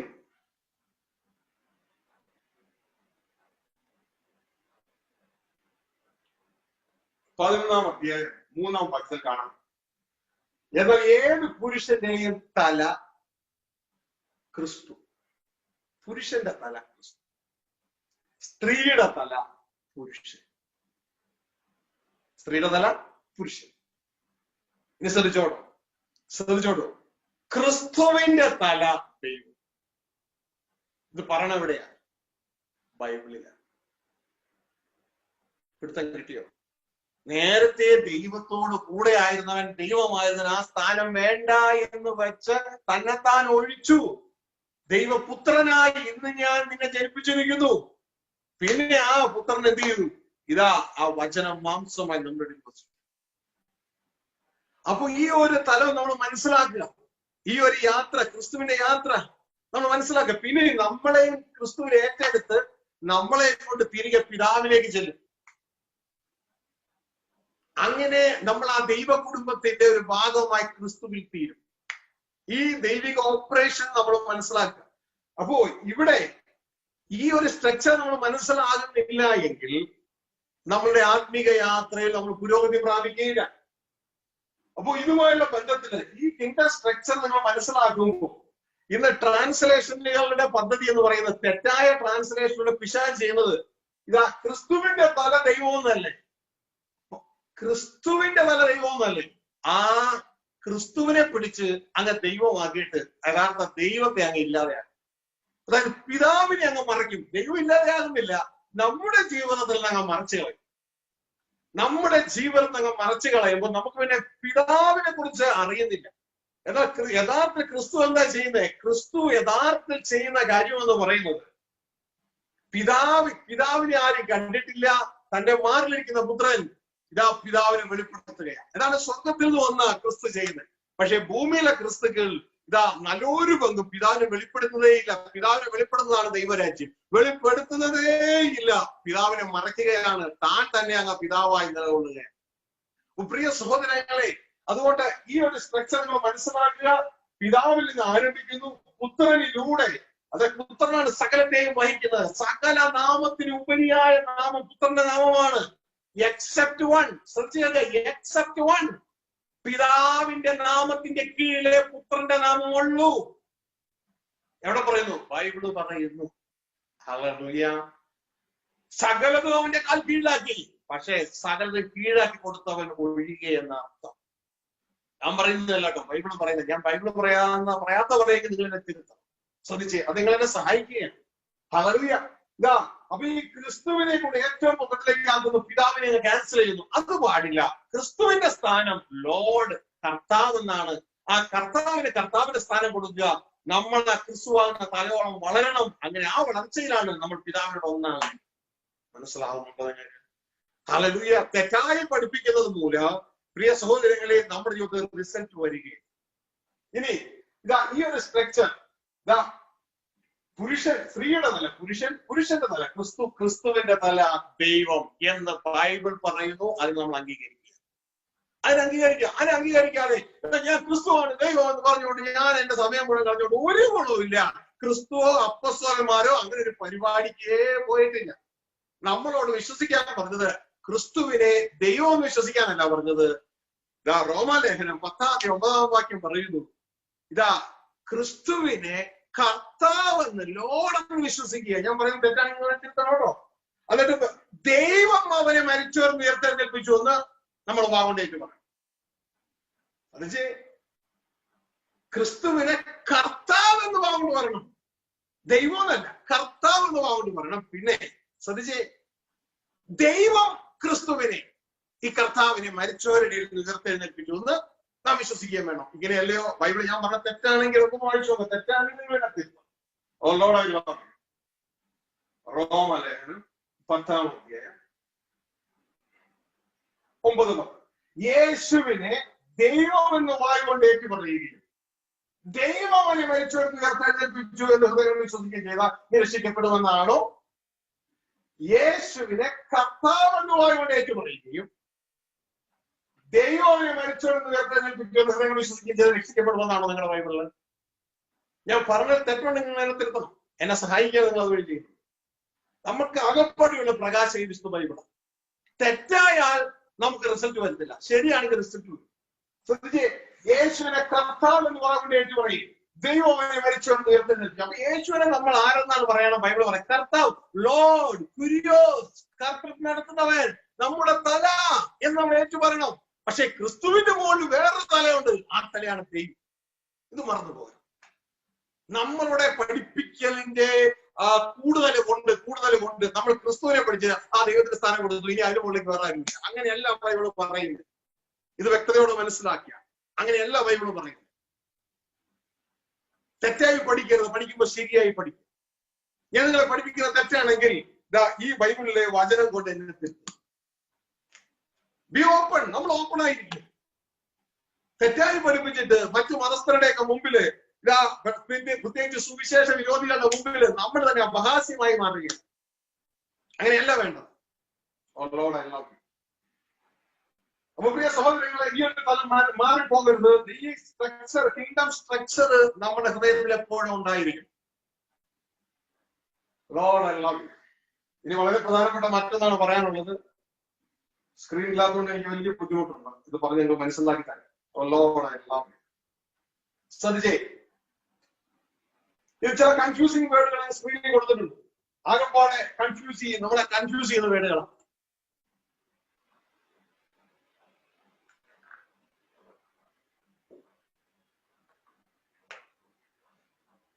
അതായത് നിങ്ങളിപ്പോ ഒന്ന് കട്ടി തരും കുഞ്ഞെ, നിങ്ങളിപ്പോ എറണാകുളം റെയിൽവേ സ്റ്റേഷനിൽ ചെന്ന് നിൽക്കുകയാണ്. എറണാകുളം റെയിൽവേ സ്റ്റേഷൻ നിൽക്കുമ്പോ അവിടെ നിങ്ങൾക്ക് ഡൽഹിക്കാ പോകണ്ടേ. അവിടെ ഒരാൾ നിൽക്കുന്നു, അയാളുടെ അദ്ദേഹത്തിന്റെ പേര് പൗലോസ് എന്നാണ് ചോദിച്ചു. അപ്പൊ നിങ്ങൾക്ക് അറിയത്തില്ല, നിങ്ങൾ ആദ്യം എടുക്കും. അതായത് നിങ്ങൾ ചോദിച്ചു, ഞാൻ ഡൽഹിക്ക് പോകണം, ഡൽഹി എവിടെയാ, ഡൽഹിക്ക് പോകണം ഏത് സൈഡിലേക്കായിരുന്നു, സൗത്ത് സൈഡിലേക്ക് പോകണം ട്രെയിൻ നിൽക്കും, നോർത്ത് സൈഡിലേക്ക് പോകണം നിൽക്കണം. അപ്പോ ഉടനെ തന്നെ പൗലോസ് പറഞ്ഞു, നോർത്ത് സൈഡിലേക്ക് പോകുന്ന സൈഡിൽ നിൽക്കുക, നോർത്ത് സൈഡിലേക്ക് പോകുന്ന സൈഡിൽ, ഇന്ന പ്ലാറ്റ്ഫോമിൽ നോർത്ത് സൈഡിലേക്ക് പോകുന്നവരുണ്ട്. അപ്പൊ നിങ്ങൾ അങ്ങോട്ടേക്ക് നടന്നു പോകണമെങ്കിൽ അവിടെ പൗലോസിനെ പോലെ തന്നെ ഒരാളെ എതിരെ ഇങ്ങോട്ട് വരുന്നു. അദ്ദേഹം ഇദ്ദേഹത്തെ പോലെ തന്നെ ഇരിക്കുന്നു. പെട്ടെന്ന് അദ്ദേഹം ചോദിച്ചാൽ ഡൽഹിക്ക് പോകുന്നത് എവിടെയാ, നോർത്തിലാണോ സൗത്തിലാണോ? അപ്പൊ അദ്ദേഹം പറഞ്ഞു, അയ്യോ ഡൽഹിക്ക് പോകുന്നത് സൗത്തിലേക്ക് പോകുന്ന ഭാഗത്ത് നിൽക്കണം, സൗത്തില്. നിങ്ങളാകെ കൺഫ്യൂഷൻ ആയി. നേരത്തെ മറ്റേ പൗലോസ് പറഞ്ഞു ഡൽഹിക്ക് പോകുന്നത് നോർത്തിലേക്കാണ്, നോർത്ത് സൈഡിലാണ്, ഡൽഹി നോർത്തിലേക്ക് പോകുന്ന ട്രെയിൻ കയറാൻ വേണ്ടി നിൽക്കും. കുറച്ചു കഴിഞ്ഞപ്പോ അതേ പൗലോസിനെ പോലെയാണ് വേറൊരാള്. ആ പൗലോസ് പറഞ്ഞു അങ്ങനെയല്ല, അയ്യോ ഡൽഹിക്ക് പോകണമെങ്കിൽ സൗത്തിലേക്ക് പോകുന്നിടത്താണ് നിൽക്കണം, സൗത്ത് സൈഡിലാണ് ഡൽഹി. അപ്പൊ നിങ്ങൾ ആകപ്പാടെ കൺഫ്യൂഷനാണ്. ഇതേപോലെയാണ് ബൈബിളിലെ പൗലോസ് എന്ന് നോക്കിയത്. ബൈബിളിലെ പൗലോസ് നമ്മളെ ആകപ്പാടെ ഇട്ട് കഷ്ടപ്പെടുത്തുക എന്ന് നമുക്ക് തോന്നും. പക്ഷെ ബൈബിളിലെ പൗലോസ് കഷ്ടപ്പെടുത്തുന്നില്ല. നമ്മുടെ ട്രാൻസ്ലേഷൻ ചെയ്ത പൗലോസുമാരാണ് ബുദ്ധിമുട്ടുണ്ടായത്. അവർക്ക് ഈ സംഭവം മനസ്സിലായില്ല. എന്താണ് ഈ സംഭവം? അവര് അതായത് 30 കോടി ദൈവങ്ങളെയൊക്കെ സേവിച്ച് പരിചയമുള്ള നമ്മുടെ കാരണവന്മാർ, അവർക്ക് യേശുവിനെ കുറിച്ച് തോമസ് ശ്ലീഹായും അതേപോലെ മറ്റു പല ഭാഗങ്ങളും അവർ കേട്ടപ്പോ അവരുടെ ചിന്തയില് ആ വിഗ്രഹങ്ങളെക്കാൾ പ്രശസ്തനായ ഒരു ദൈവം. അപ്പോ അവർക്ക് മറ്റു വിഗ്രഹങ്ങൾക്ക് എണ്ണയും പൂമാലയും പൂവൊക്കെ കൊടുത്ത് ഉദ്ദിഷ്ട കാര്യങ്ങൾ സാധിച്ചുവെങ്കിൽ ഈ ദൈവത്തിന് അതൊന്നും വേണ്ട, അങ്ങനെയുള്ള ചെലവുകളൊന്നുമില്ല, ഈ ദൈവം സ്തുതിച്ചാൽ മതി, ഈ ദൈവത്തിന് കാര്യങ്ങളൊക്കെ കിട്ടും. ഇങ്ങനെയുള്ള ചിന്തയിലാണ് അവർ ചിന്തിച്ചത്. അങ്ങനെ യേശുവിന്റെ ഉദ്ദേശം വിട്ടുപോയി. യേശു വന്നത് പിതാവായ ദൈവത്തെ മാനവരാശിക്ക് വെളിപ്പെടുത്തി കൊടുത്ത് ഇവരെ ആ പിതാവിലേക്ക് എത്തിക്കുവാൻ വേണ്ടി യേശു വന്നേ. എന്നിട്ട് യേശു പറഞ്ഞ വഴിയാണ്, സത്യമാണ്, ജീവനാണ്, എന്നിലൂടെ നിങ്ങൾക്ക് പിതാവിന്റെ അടുക്കൽ എത്താനൊക്കെ പറഞ്ഞൊക്കെ വീട്ടിൽ ഇവരെ യേശുവിനെ വെച്ച് ആ ദൈവങ്ങളുടെ കൂട്ടത്തിൽ പ്രശസ്തനായ ദൈവമാക്കിയാണ് ആരാധിച്ചു. അത് വെച്ച് തിയോളജിയൊക്കെ എഴുതി. ഇനിയിപ്പോ ബൈബിള് പ്രകാരം പുതിയ തലമുറകൾ ദൈവമായിട്ട് ബന്ധപ്പെട്ട വ്യക്തികൾ ഈ കാര്യങ്ങൾ പറയുമ്പോൾ മാത്രമല്ല, ദൈവമായിട്ട് വലിയ ബന്ധമൊന്നുമില്ല, ബുദ്ധിയുടെ തലത്തിൽ പുസ്തകങ്ങൾ മാത്രം പഠിച്ച് കാര്യങ്ങൾ നടത്തുന്ന വ്യക്തികളും ഇവര് രണ്ടു കൂട്ടരിങ്ങൾ കാര്യങ്ങൾ എങ്ങനെ ഇറങ്ങി വന്നപ്പോ ഈ പഴയ തലമുറക്കാർക്ക് നിൽക്കാൻ പറ്റണില്ല. ഇങ്ങനെ നിൽക്കാൻ പറ്റാതെ പിന്നെ അവര് മാത്രമല്ല മറ്റു ജാതികൾ, സുവിശേഷ വിരോധികളും ഇതിലെ പുസ്തകം ബുദ്ധിയുടെ തലത്തിൽ അവരും പഠിച്ചു ചോദിക്കുന്ന ചോദ്യങ്ങൾക്ക് ഇന്നത്തെ പഴയ തലമുറയ്ക്ക് നിൽക്കാൻ പറ്റുന്നില്ല. ഇവരുടെ ഡിബേറ്റുകളിൽ നിൽക്കാൻ പറ്റാതെ തളർന്നു പോകുന്ന ദൈവദാസന്മാരെ കണ്ട് ഇവരുടെ മക്കൾ, ഇവരുടെ കൂടെ ഉള്ളവരും വിശ്വാസത്തെ ഓൾറെഡി ഉള്ളിൽ സംഭവിച്ചു കഴിഞ്ഞു. കാരണം ഇവർക്കൊന്നും പറഞ്ഞു കൊടുക്കാൻ പറ്റുന്നില്ല ഇതിനെ കുറിച്ച്. കാരണം യേശു വന്ന ലക്ഷ്യം വേറെ, ഇവർ ഏറ്റെടുത്ത ചിന്ത വേറെ. രണ്ട് തലത്തിലായി.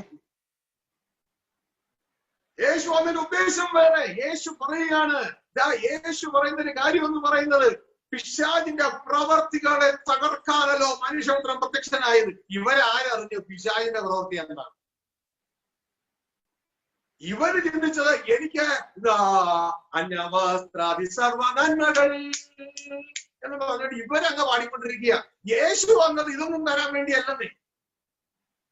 യേശു വന്നത് പിശാചിന്റെ പ്രവൃത്തിനെ അഴിച്ച് ദൈവരാജ്യം മനുഷ്യ ഹൃദയത്തിലും തുടർന്ന് ഈ ഭൂമിയിൽ സ്ഥാപിക്കാൻ വേണ്ടിയാ. ഇവർ വിചാരിച്ചു മറ്റു വിഗ്രഹങ്ങളൊക്കെ ഉദ്ദിഷ്ട കാര്യങ്ങൾക്ക് പൂജ കൊടുക്കുമ്പോൾ അവർക്ക് പൂമാല കൊടുക്കുമ്പോൾ എണ്ണ കൊടുക്കുമ്പോൾ അവരുടെ സാധിച്ചെടുക്കുന്നത് പോലെ യേശു ഇതേപോലെ തന്നുകൊണ്ടിരിക്കുന്ന ആളാണ് ഇരിച്ചുകൊണ്ട് തെറ്റിപ്പോയി. ഇന്ന് അതുകൊണ്ട് സുവിശേഷ വിരോധികൾ ചോദിക്കുന്ന ചോദ്യത്തിന്റെ മുമ്പിൽ മുട്ടുപറയ്ക്കുകയാ, ഓടിപ്പോവുകയാ, നിൽക്കാൻ പറ്റുന്നില്ല. ഈ വചനം ബുദ്ധിയുടെ അടിസ്ഥാനത്തിൽ പഠിച്ച് ആളുകൾ ചോദിക്കുമ്പോൾ ഉത്തരം മുട്ടിപ്പോവും, നിൽക്കാൻ പറ്റുന്നില്ല. കാരണം ഇത് ബുദ്ധിയുടെ അടിസ്ഥാനത്തിൽ പഠിച്ചാലും ശരിയാകുന്നില്ല. ദൈവത്തിന്റെ ആത്മാവ് സഭകളോട് പറയുന്നത് എന്തൊരു ചെവിയുള്ളവൻ കേട്ട് ആത്മീയർക്ക് ആത്മീയമായി ഉപയോഗിച്ചു കൊടുക്കാൻ പറ്റും. പ്രിയ സഹോദരങ്ങൾ, ഈ തലം മനസ്സിലാക്കിപ്പോ ഇനി പടിയന് ഞാൻ തെറ്റായി പഠിച്ചു, ഇനി അവിടെ കിടന്ന് ഉരുണ്ട് കളിച്ചിട്ട് എന്താ കാര്യമുള്ളത്? അവനവന്റെ ഭാവിയും തേജസ് നഷ്ടമാകും. സത്യം അറിയുമ്പോൾ സത്യം നമ്മളെ സ്വതന്ത്രമാക്കണം. സ്വതന്ത്രമാക്കിയില്ലെങ്കിൽ എന്ത് പറ്റി? അത് ഏറ്റെടുത്തവർ സ്വതന്ത്രമാകും, ഏറ്റെടുക്കാത്തവർ ഇതാ സ്വതന്ത്രമായവരെ പുറത്താക്കും. എന്നാ എവിടെ നിന്ന് പുറത്താക്കും? അവരുടെ ചർച്ചിൽ നിന്ന്, അവരുടെ ഗ്രൂപ്പിൽ നിന്ന്, അവരുടെ ഡിനോമിനേഷനിൽ പുറത്താക്കും. പക്ഷെ നിങ്ങളും ഇപ്പോഴും സ്വതന്ത്രമാകാതെ കെട്ടിക്കണം. അധിക സമയം ആകുന്നതിന് മുമ്പ് മരണം നമ്മുടെ ജീവിതത്തെ ടെർമിനേറ്റ് ചെയ്യും. മരണം നമ്മുടെ ജീവിതത്തെ ടെർമിനേറ്റ് ചെയ്യുന്നതിന് മുമ്പ് കുഞ്ഞെ, നീ ഈ ജീവിതത്തിലുള്ള ടെർമിനേറ്റ് നീ തന്നെ ചെയ്തിട്ട് എന്ത് ചെയ്യണം എന്നറിയാമോ? തുടർന്നുള്ള ജീവിതം നിന്റെ ദൈവത്തിനായി ജീവിക്കണം. അതെങ്ങനെ ദൈവത്തിനായി ജീവിക്കും? നീ ക്രിസ്തുവിന് വേണ്ടി ജീവിച്ചാൽ നീ ദൈവത്തിന് വേണ്ടി ജീവിക്കുന്നതാണ്. ഇത് മനസ്സിലാക്കി നിങ്ങളൊരു ഗ്രൂപ്പിലോ സംഘടനയിലോ ചേർക്കാൻ വേണ്ടിയല്ല, പകരം ഈ പുസ്തകത്തിലെ സത്യം എന്താണ് നിങ്ങളെ അറിഞ്ഞിട്ട് നിങ്ങൾക്ക് താല്പര്യം ഉണ്ടെങ്കിൽ ഈ സത്യത്തിൽ ജീവിക്കാം. എന്റെ കൂട്ടത്തിലേക്ക് നിങ്ങൾ കൂടണ്ട. കാരണം എനിക്ക് വേറെ ഒന്നിനും ഇപ്പൊ സമയമില്ല. എന്റെ കർത്താവിനോട് കൂടെ നടക്കാൻ എല്ലാവരും സമയമില്ല. ബാക്കിയുള്ള സമയം കൂടി എങ്ങനെ ഞാൻ ഒഴിവാക്കി എന്റെ കർത്താവിനോട് കൂടെ ആയി ഞാൻ ചിന്തിച്ചുകൊണ്ടിരിക്കുക. അതുകൊണ്ട് നിങ്ങൾ എന്നോട് കൂടെ കൂടണ്ട, നിങ്ങൾ കർത്താവിനോട് കൂടെ കൊതിക്കൂ. അപ്പൊ നമ്മളെല്ലാം ഒരുമിച്ചാവും. ഹല്ലേലൂയ. അപ്പൊ പ്രിയ സഹോദരങ്ങളെ, ഇവിടെ മനസ്സിലാക്കേണ്ട ചിന്ത എന്ന് പറയുന്നത്,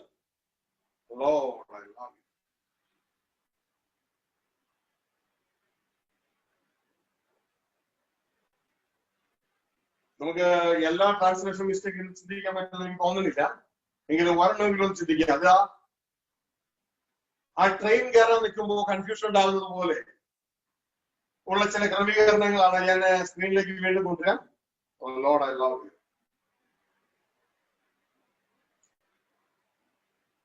ആദ്യത്തേത് നമ്മൾ മനസ്സിലാക്കാൻ പോകുന്നത് റോമലേഖനം 9:5.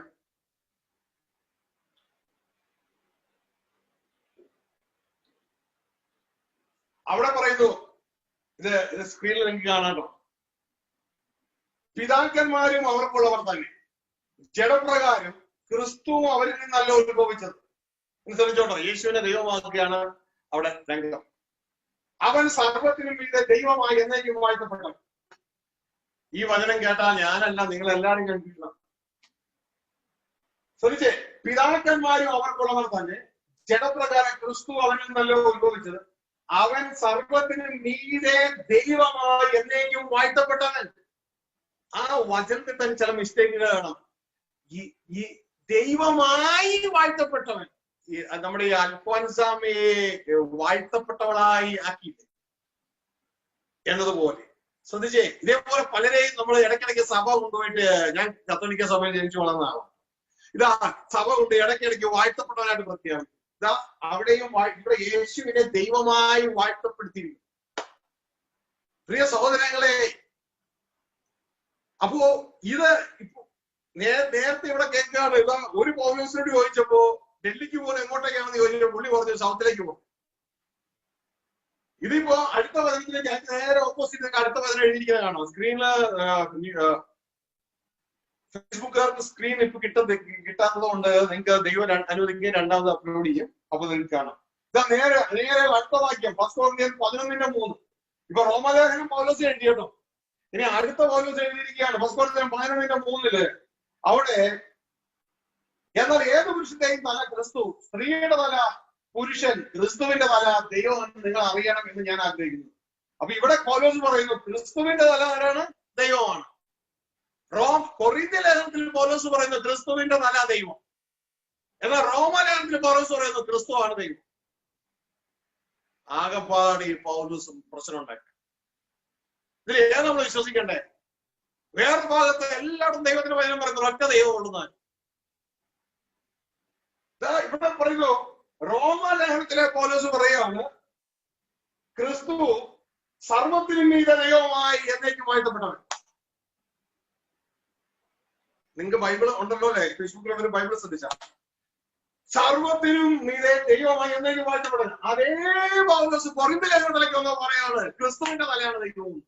പൗലോസെ ഇങ്ങനെ ഞങ്ങളിട്ട് കഷ്ടപ്പെടുത്തല്ലേ, ഞങ്ങൾ ഏത് വിശ്വസിക്കണം? ഏതെങ്കിലും ഒന്ന് പറ പൗലോസെ. ഏതെങ്കിലും ഒന്ന് പറയും, ഞങ്ങൾ ഈ സഭയെ, ഞങ്ങൾ ഈ പഠിച്ചു വരുന്ന കുഞ്ഞുങ്ങളെ ഞങ്ങളിട്ട് കഷ്ടപ്പെടുത്തല്ലേ? അങ്ങനെയെങ്കിൽ പൗലോസ് പറയും, ഞാൻ 2 തലത്തിൽ പറഞ്ഞിട്ടില്ല, ഞാൻ ഒറ്റ തലത്തിലേ പറഞ്ഞിട്ടുള്ളൂ. ഒറ്റ തലത്തിലേ പറഞ്ഞിട്ടുള്ളൂ. നമുക്കത് ചിന്തിക്കാം. അടുത്ത വേറെ ഇത് കഴിയുമ്പോ ഇതേ പൗലോസിന്റെ അടുക്കിലേക്ക് വാഴ്ന്നു പോവാണ്. രണ്ടാമതാണ് ടൈറ്റസ് 2-ാം അധ്യായം 12 മുതൽ 13, 12-ാം വാക്യം 12-13 വാക്യങ്ങൾ. ഇംഗ്ലീഷ് ബൈബിളും മലയാളം ബൈബിളുമായിട്ട് ഒരു വാക്യത്തിന് അങ്ങോട്ടൊരു വ്യത്യാസമുണ്ട്. അവരെഴുതിയിരിക്കുകയാണ്. അവിടെ യേശുവിനെ ദൈവമാക്കുന്ന ആദ്യത്തെ വാക്യം കാണാം. നാം ഭാഗ്യകരമായ പ്രത്യാശയ്ക്കായിട്ടും മഹാദൈവവും നമ്മുടെ രക്ഷിതാവുമായ യേശു ക്രിസ്തുവിന്റെ തേജസ്സിന്റെ പ്രത്യക്ഷതയ്ക്കായിട്ടും. അപ്പൊ യേശു ഇവിടെ ആരാണ്? പൗലോസ് നമ്മളെ കുഴപ്പിക്കുന്നുണ്ടോ? മഹാദൈവവും നമ്മുടെ രക്ഷിതാവുമായ യേശു ക്രിസ്തു. മഹാദൈവവും നമ്മുടെ രക്ഷിതാവുമായ യേശു ക്രിസ്തു എവിടെ? ടൈറ്റസില്. ഇനി അതേ പൗലോസിന്റെ കൊരിന്ത്യൻ ലേഖനത്തിലേക്ക് പൗലോസ് വീണ്ടും പറയാണ്. കൊരിന്ത്യൻ ലേഖനം 8-ാം അധ്യായം 6-ാം വാക്യം. പിതാവായ ഏക ദൈവമേ നമുക്കുള്ളൂ. എന്റെ പൗലോസേ, ഞങ്ങൾ ഇങ്ങനെ കഷ്ടപ്പെട്ടതല്ലേ? ഇതാ ടൈറ്റസിന്റെ ലേഖനം എഴുതിയപ്പോ പറഞ്ഞു, മഹാദൈവവും നമ്മുടെ രക്ഷിതാവുമായ യേശു ക്രിസ്തു. ഉടനെ തന്നെ 1 Corinthians 8-ാം അധ്യായം 6-ാം വാക്യം കൊരിന്ത്യൻ പറഞ്ഞു, പിതാവായ ഏക ദൈവമേ ഉള്ളൂ. ഏകവും പറഞ്ഞാൽ ഒന്നെന്നല്ലേ? അപ്പൊ അത് പിതാവാണെങ്കിൽ എപ്പോഴത്തെ അങ്ങ് എഴുതിയ ടൈറ്റസിൽ എഴുതിയിരിക്കുന്നു മഹാദൈവം നമ്മുടെ രക്ഷിതാവുമായ യേശു ക്രിസ്തു. ഇതെങ്ങനെ എല്ലാം കൂടി ശരിയാണ് പൗലോസേ? അതായത് ശരിക്കും പറഞ്ഞാൽ ഇവിടുത്തെ വിഷയത്തിലുള്ളൂ. ഇന്നത്തെ ക്രിസ്ത്യാനികൾ എങ്ങും പോകും. ഇത് മനസ്സിലാകാത്ത ഈ ബൈബിളും കൊണ്ട് പോയ ഈ ക്രിസ്ത്യാനികൾ എങ്ങും പോകും, എങ്ങും പോകത്തില്ല. കാരണം ഇതാ ഡൽഹിക്ക് പോകാൻ റെയിൽവേ സ്റ്റേഷൻ നിൽക്കുന്നത്. ഒരു സൈഡിലേക്ക് വന്നപ്പോ പൗലോസ് പറഞ്ഞു, ഇതാ ഡൽഹി സൗത്തിലേക്ക് പോകുന്നതാണ് ഡൽഹി. അത് ഉടനെ സൗത്തിലേക്ക് വഴിയപ്പോ വേറെ പൗലോസ് പറയാം, അല്ലല്ല നോർത്തിലേക്ക് പോകുന്നതാണ് ഡൽഹി. അങ്ങോട്ടും ഇങ്ങോട്ടും ഓട്ടാണ്, യാത്ര നടക്കുന്നില്ല. പക്ഷെ പൗലോസ്, ബൈബിളിലെ പൗലോസ് പറയുന്നുണ്ട്, എനിക്ക് യാത്ര നടക്കുന്നുണ്ട്. ഞാൻ പിൻപിലുള്ളതിനെ മറന്ന് മുൻപിലുള്ള ലക്ഷ്യമാക്കി ക്രിസ്തുയേശു ദൈവത്തിന്റെ പരമങ്ങളുടെ വിരുദ്ധനായി ആരാധിച്ചുകൊണ്ടിരിക്കുകയല്ല, ഞാൻ രാത്രിയിലേക്ക് ഓടുകയാ. എനിക്ക് യാത്ര നടക്കുന്നുണ്ട്. പക്ഷെ ഇന്നത്തെ നല്ലൊരു ക്രിസ്ത്യാനികൾക്ക് ഒരു യാത്ര നടക്കുന്നില്ല. അവർക്ക് ഇരുത്തം തന്നെ, ഇരുന്നുള്ള ആരാധന മാത്രം. എന്റെ സഹോദരങ്ങളെ, ചതിക്കപ്പെടരുത്.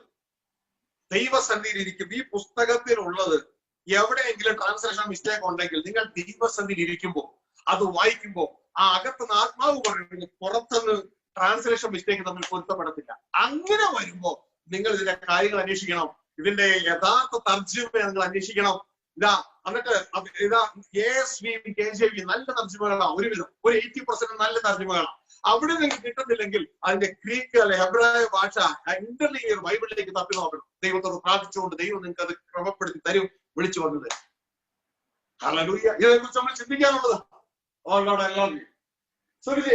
ഇനി അത് കഴിഞ്ഞ് അടുത്തതിലേക്ക് വരുമ്പോ ഇതിപ്പോ രണ്ടായിട്ട് മാറി. നിങ്ങൾക്ക് കാണാം, ഇതാ അവിടെ എഴുതിയിരിക്കുന്നത് പിതാവായ ഏക ദൈവമേ നമുക്കുള്ളൂ.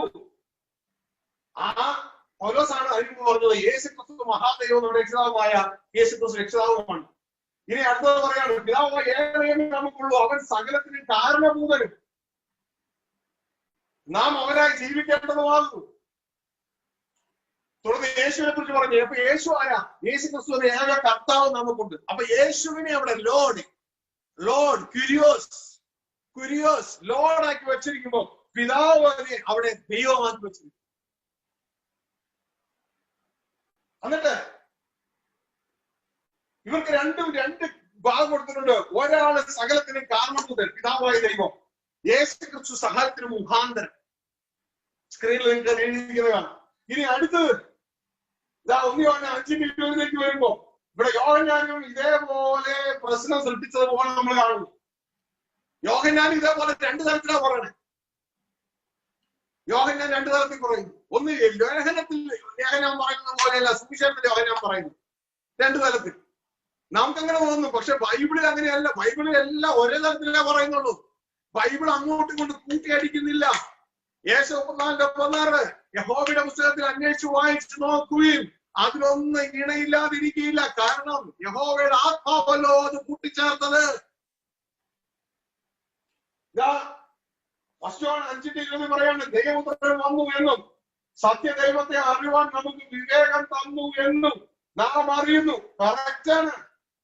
ദൈവപുത്രന്റെ പരിപാടി എന്ന് പറയുന്നത്, വചനത്തിന്റെ പരിപാടി എന്ന് പറയുന്നത്, പിതാവിനെ ആരും കണ്ടിട്ടില്ല, തന്റെ മാറിലിരിക്കുന്ന പുത്രൻ പിതാവിനെ വെളിപ്പെടുത്തുന്നു. സത്യമാണ് ഇവിടെ പറയുന്നത്. ദൈവപുത്രൻ വന്നു എന്ന് സത്യദൈവത്തെ അറിയുവാൻ നമുക്ക് വിവേകം തന്നു നാം അറിയുന്നു.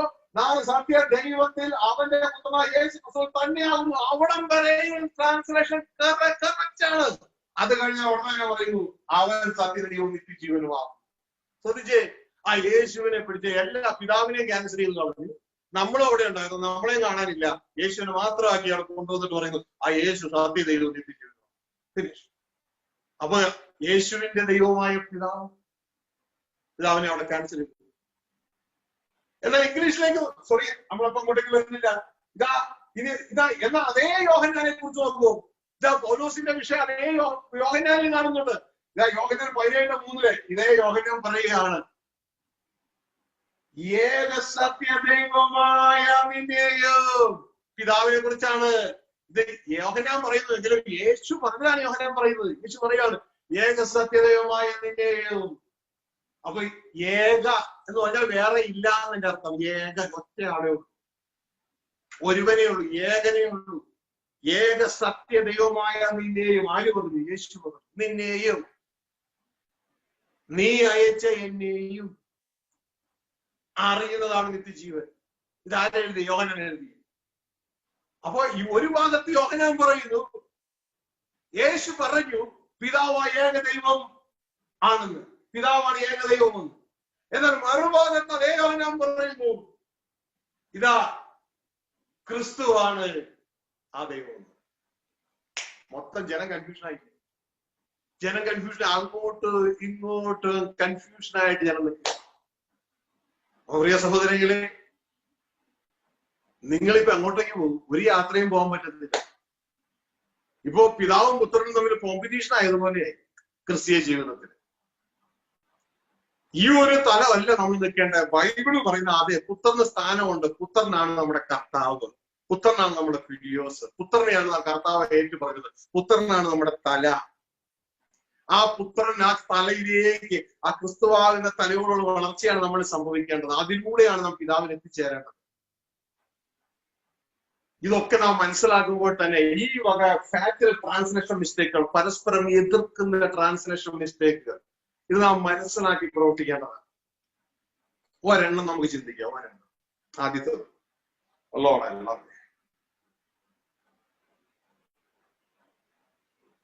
ആദ്യത്തെ നമ്മൾ നേരത്തെ കാണുന്നത് റോമലേഖനം 9:5. അത് നമുക്ക് ചിന്തിക്കാം. പിതാക്കന്മാരും അവർക്കുള്ളവർ തന്നെ ജഡപ്രകാരം ക്രിസ്തു അവനിൽ നിന്നല്ല ഉത്ഭവിച്ചത്. അവൻ സർവത്തിനും മീതെ ദൈവമായി എന്നേക്കും വാഴ്ത്തപ്പെട്ടു.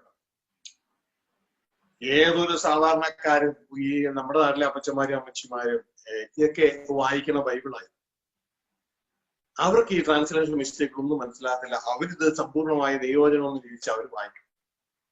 അവർക്കത് മനസ്സിലാകുന്നില്ല. അവർ ഇതിന്റെ മുകളിൽ അവർ പണിയിടും. അപ്പൊ തെറ്റായ ഒരു ട്രാൻസ്ലേഷന്റെ മുകളിൽ അവർ പണിത് കയറി. നമ്മളെല്ലാം പണിത് കയറി. ഞാനും ഒക്കെ ഇതേപോലത്തെ വചനങ്ങൾ കണ്ട് കൺഫ്യൂഷനായിട്ട് വീണത് നമ്മളാണ്. ദൈവം വെളിപ്പെടുത്തി മനസ്സിലാക്കാം.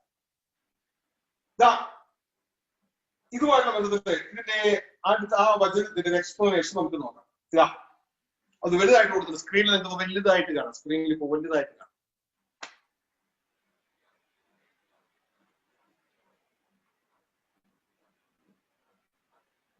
രണ്ട് വാക്യങ്ങളും കൺഫ്യൂസിംഗ് വേർഡ് 1. എന്നാൽ നേരത്തെ നമ്മൾ പറഞ്ഞതുപോലെ പൗലോസ് ഇപ്പൊ രണ്ട് തരത്തിൽ പറയുന്നതായിട്ട് കാണാം. റോമാലേഖനത്തിൽ ക്രിസ്തുവാണ് സർവത്തിനും മീതെ, സർവത്തിനും മീതെ ദൈവം എന്ന് പറയണേ. സർവത്തിനും മീതെ. അതിന്റെ അർത്ഥം ഇനി വേറെ ഒന്നുമില്ല. ബൈബിളിൽ ഈ വചനം വായിക്കുമ്പോ തന്നെ ബൈബിൾ അറിയാവുന്ന വ്യക്തികൾക്ക് ഉടനെ അകത്ത് കോൺട്രഡിക്ഷൻ വരും. ദൈവത്തിന്റെ വചനം പറയുന്നു സർവത്തിനും മീതെ പിതാവായ ദൈവം. ഇവിടെ യേശുവിനെ കൊണ്ട് സർവത്തിനും മീതെ വെച്ചു. ശ്രദ്ധിച്ചേ. അതായത് ഇനി അടുത്ത വചനത്തിന്റെ കോൺട്രഡിക്ട് ചെയ്യുന്നുണ്ട്. പൗലോസ് കൊരിന്ത്യലേഖനത്തിൽ പറയാണ് എന്നാൽ ഏത് പുരുഷന്റെയും തല ക്രിസ്തു, സ്ത്രീയുടെ തല പുരുഷൻ, ക്രിസ്തുവിന്റെ തല ദൈവം. ക്രിസ്തു സർവത്തിന്റെയും മീതെയാണ് എങ്കിൽ പിന്നെ ക്രിസ്തുവിന് വേറെ തലയില്ല. ക്രിസ്തുവാണ് സർവത്തിന്റെയും തല. അങ്ങനെയല്ല. ഉള്ള കാര്യം ഉള്ളതുപോലെ മനസ്സിലാക്കുക. അല്ല എങ്കിൽ എന്ത് പറ്റും?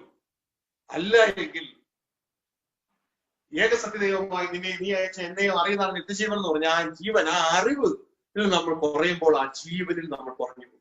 നമ്മൾ പാപം ചെയ്യാതെ യേശുവിനെ അനുഭവം ജീവിക്കുന്ന ഒരു വ്യക്തിയാണെങ്കിൽ നമ്മൾ ദൈവരാജ്യമൊക്കെ അതിലെത്തും.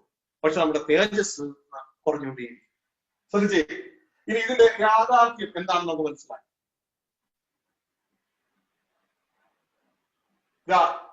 ഇതൊരു ഗ്രീക്ക് ബൈബിളിലേക്ക് ഒന്നും പോകണ്ട, ഒരു KJV-യിലേക്ക് പോയാൽ മതി, കിങ് ജെയിംസ് വേർഷനിലേക്ക് പോയാൽ മതി. ഇതിന്റെ ഫൂളിഷ്നെസ് ഇവിടുന്നുണ്ട്. ശ്രദ്ധിച്ചേ, ഒന്ന് നിങ്ങൾക്ക് മനസ്സിലായല്ലോ, ക്രിസ്തുവിന്റെ നാമത്തിന് മുകളിൽ ഒരു നാമമുണ്ട്, അതാണ് പിതാവായി ദൈവം. നിങ്ങൾക്ക് ഇത് രണ്ടും രണ്ടാണ്. അതിന്റെ അർത്ഥം ശ്രദ്ധിച്ചോളൂ. മലയാളം വായിക്കാം. പിതാക്കന്മാരെ ഓർക്കുന്നവർ തന്നെ ജലപ്രകാരം ക്രിസ്തു അവരിൽ നിന്ന് ഉത്ഭവിച്ചത്, അവൻ സർവത്തിനും മീതെ ദൈവമായി എന്നേക്കും വാഴ്ത്തപ്പെട്ട. ക്രിസ്തു സർവത്തിനും മീതെ ദൈവമായി. ബൈബിളിൽ എല്ലാ ഭാഗത്തും ലോർഡ് ലോർഡ്, കർത്താവ് കർത്താവ് എന്ന് പറയും. ക്യൂരിയോസ് എഴുതുന്ന ഇവിടെ ദൈവമായി വാഴ്ത്തപ്പെട്ടത്. ശ്രദ്ധിച്ചു കേൾക്കാം. അത് ഇംഗ്ലീഷിലേക്ക് നോക്കിയോ, അങ്ങനെയല്ല. KJV-യിലേക്ക് നോക്കിയോ. Whose are the fathers and of whom, as concerning the flesh, Christ came, who is over all. Who is over all, God blessed forever. Amen. ഒരു കോമ അവിടെ ഇടരുത്. അവനെ സകലത്തിനും ഉപരിയാക്കി ദൈവം എന്നേക്കും അനുഗ്രഹിച്ചിരിക്കുന്നു. ഇതാണ് ആ വാർത്ത. അറിയാവുന്നവർ ശ്രമിച്ചു വായിച്ചു. അവനെ, ക്രിസ്തുവിനെ സർവത്തിലും ഉപരിയാക്കി. ആര്? ദൈവം. എന്നിട്ട് അനുഗ്രഹിച്ചു. ഇതാണ് ആ വാക്യം. ക്രിസ്തുവിനെ സർവത്തിലും ഉപരിയാക്കി, എല്ലാത്തിലും ഉപരിയാക്കി. സർവനാമോ ക്രിസ്തുവിന്റെ നാമത്തിന് മുമ്പിൽ മടങ്ങണം. എല്ലാ നാമങ്ങൾക്കും ഉപരിയായ നാമം ക്രിസ്തുവിനെ ആര് കൊടുത്തു? പിതാവായി ദൈവം കൊടുത്ത് അനുഗ്രഹിച്ചു എന്നേക്കുമായിട്ട്. ഇതാണ് വാക്യം. അല്ലാണ്ട് ക്രിസ്തു സർവത്തിനുപരി ദൈവമാണെന്നല്ല. മനസ്സിലാക്കാൻ വഴി മനസ്സിലാക്കി.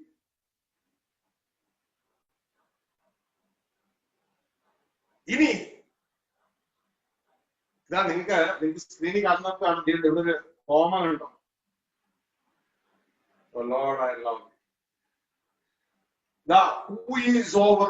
അവൻ സകലത്തിലുപരി. ആര്? ക്രിസ്തു. ആരാക്കി? ദൈവം.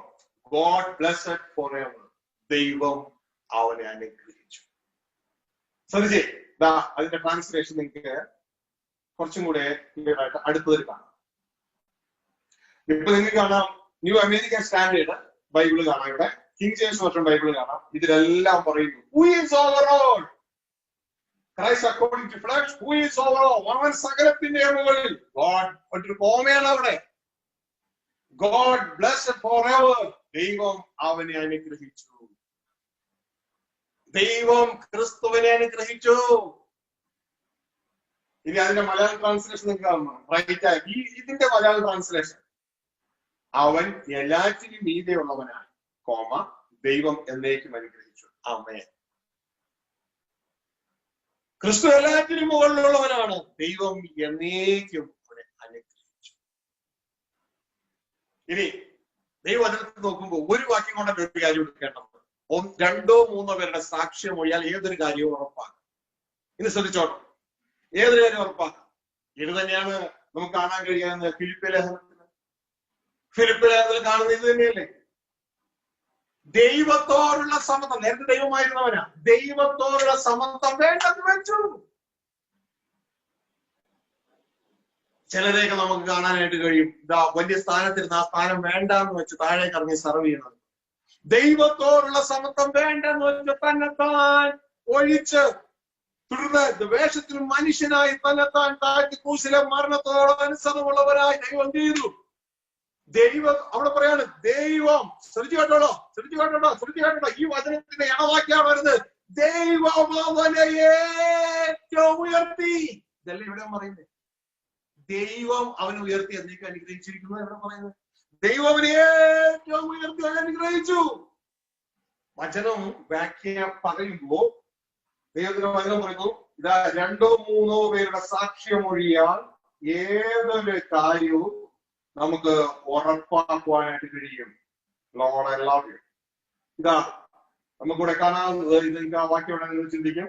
2 Corinthians chapter 13 verse 1. അവിടെ 2-3 സാക്ഷികളുടെ വാമൊഴിയാൽ ഏതൊരു കാര്യം ഉറപ്പാകും. ഒരൊറ്റ വാക്യം കൊണ്ട് ചിലപ്പോൾ കൺഫ്യൂഷൻ ആണെങ്കിൽ അടുത്ത വാക്യം എടുക്കുക. 2-3 പേരുടെ സാക്ഷി മൊഴിയാൽ ഏതൊരു കാര്യം ഉറപ്പാകും. അതുകൊണ്ട് നമുക്ക് ഫിലിപ്പിയ ലേഖനം 2-ാം അധ്യായം അതിന് 6 മുതൽ വാക്യം വായിക്കാം. ഫിലിപ്പിയ ലേഖനം 2-ാം അധ്യായം. ഈ വാക്യത്തിന് ഏതാവാക്യം ഇവിടെ കിടക്കും? 2-ാം അധ്യായം അതിന്റെ 6 മുതലുള്ള വാക്യം. അവിടെ എഴുതിയിരിക്കുന്നു, അവൻ ദൈവരൂപത്തിലിരിക്കെ ദൈവത്തോടുള്ള സമത്വം മുറിവേൽപ്പിച്ചുകൊള്ളെന്ന് വിചാരിക്കാതെ സ്ഥാനം വിടുകയാണ്. വിചാരിക്കാതെ ദാസരൂപമെടുത്തു, മനുഷ്യ സാദൃശ്യത്തിലായി തന്നെത്താൻ ഒഴിച്ചു, വേഷത്തിന് മനുഷ്യനായി വിളങ്ങി, തന്നെത്താൻ താഴ്ത്തി, ക്രൂശിന്റെ മരണത്തോളം അനുസരണമുള്ളവനായി തീർന്നു. ശ്രമിച്ചു വെക്കുക. ഇനിയാണ് പറയുന്ന കാര്യം അവിടെ എഴുതി.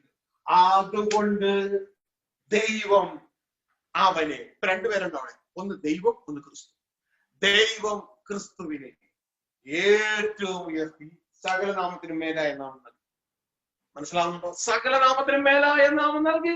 ഇതാണല്ലോ പറഞ്ഞത്, ഓവറോൾ. അവൻ സകലത്തിനു മുകളിൽ ദൈവത്താൽ എന്നേക്ക് അനുഗ്രഹിക്കുന്നത്. ഇതാണ് ആ ട്രാൻസ്ലേഷൻ. ഹല്ലേലൂയ. അങ്ങനെ സകലത്തിനും മേലായ നാമം നൽകി. അങ്ങനെ യേശുവിന്റെ നാമത്തിക്കൽ സ്വർലോകരും ഭൂലോകരുടെയും അധോലോകരുടെയും മുഴങ്ങാനൊക്കെയും മടങ്ങും.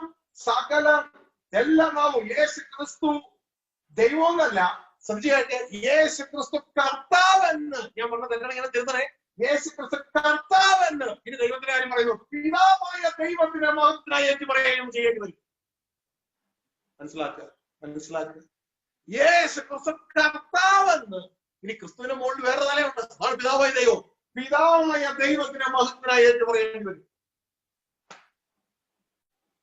എണവാക്യം കണ്ടോ? യഹോവയുടെ പുസ്തകത്തിൽ അന്വേഷിച്ച് വായിച്ചു നോക്കുക. അതിന് ശത്രുവിനല്ല കാണുന്നത്, എണകളെ കാണുക. എണകൾ ട്രാൻസ്ലേഷൻ മിസ്റ്റേക്കുകളുണ്ട്, ശബ്ദത്തെ ധാരാളം ഉണ്ടാകാം. ദൈവസന്നിധിയിൽ മുട്ടുമടക്കുമ്പോൾ ദൈവത്തിന്റെ ആത്മാവ് നമുക്ക് പറഞ്ഞു തരും. കാരണം ആ ദൈവത്തിന്റെ ആത്മാവ് അതിനോട് ചേരുന്നില്ല. അവിടെയാണ് ഈ അന്വേഷണം നടക്കേണ്ടത്. അപ്പോൾ പ്രിയ സഹോദരങ്ങളെ, ഇത് നിങ്ങൾ മനസ്സിലാക്കിയാട്ടെ. Lord I love you. എഫേസ്യർ 4:6 ഇതാ അവിടെ പറയാണ്, ആരാണ് ഏറ്റവും ഉയരത്തിൽ? യേശു ക്രിസ്തുവിനെ പിതാവ് ഉയർത്തി കൊണ്ടുവന്നു. പക്ഷെ പിതാവിന്റെ മുകളിലല്ല, പിതാവിന്റെ താഴെ. പിതാവാണ് യേശുവിന്റെ താഴെ. ആ പിതാവിനെയാണ് യേശു ദൈവം എന്ന് വിളിച്ചത് നമുക്ക് കാണിച്ചു തന്നു. ഇതാ എഫേസ്യർ 4:6 പറയുന്നു, വൺ ഗോഡ്, ഒറ്റ ദൈവം, ആൻഡ് ഫാദർ ഓഫ് ഓൾ, സകലത്തിന്റെയും പിതാവാണ് ആ ദൈവം. അതാണ് പിതാവായ ദൈവം. ഹു ഈസ് അബോവ് ഓൾ, ആ ദൈവമാണ് സകലത്തിന്റെയും മുകളിൽ. സകലത്തിന്റെയും മുകളിൽ ആ ദൈവമാണ് യേശുവിനെ സകലത്തിനും മുകളിലാക്കി അനുഗ്രഹിച്ചത്. അതിന്റെ അർത്ഥം തന്റെ മുകളിൽ കയറ്റിയെന്നല്ല, തന്റെ താഴെ. ഹല്ലേലൂയ. അതുകൊണ്ടാണ് നമുക്ക് കൺഫേം ചെയ്യാം. 1 Corinthians 15:24 മുതൽ 28 വരെയുള്ള വാക്യം വായിക്കുമ്പോൾ തന്റെ താഴെ വളരെ വ്യക്തമാണ്. 1 Corinthians 15:24 മുതൽ നമ്മൾ വായിക്കും. അവിടെ എഴുതിയിരിക്കുന്നു, പിന്നെ അവസാനം അന്ന് അവൻ എല്ലാ വാഴ്ചയ്ക്കും അധികാരത്തിനും ശക്തിക്കും നീക്കം വരുത്തിയിട്ട് രാജ്യം പിതാവായ ദൈവത്തെ ഏൽപ്പിക്കും. യേശു ക്രിസ്തുവിന്റെ ഓപ്പറേഷനെ കുറിച്ചായി പറഞ്ഞു. പിതാവായ ദൈവത്തെ ഏൽപ്പിക്കും. അപ്പൊ തനിക്ക് റിപ്പോർട്ട് കൊടുക്കാൻ ആളുണ്ട്. തന്റെ തല തന്റെ മോളിൽ. അവസാന ശത്രുക്കളെ കാൽ കീഴാങ്കോളമായിട്ട് നടന്നു. ഒടുക്കുന്ന ശത്രുവായിട്ടും മരണം നീങ്ങിപ്പോകും. സകലത്തെ അവന്റെ കാൽ കീഴാക്കിയിരിക്കുന്നു എന്നുണ്ടല്ലോ. സകലം അവന് കീഴ്പ്പെട്ട് വന്നിരിക്കുന്നു എന്ന് പറഞ്ഞാൽ, ശ്രമിച്ചേ, സകലത്തെയും അവന്റെ കാൽ കീഴിലാക്കിയിരിക്കുന്നു.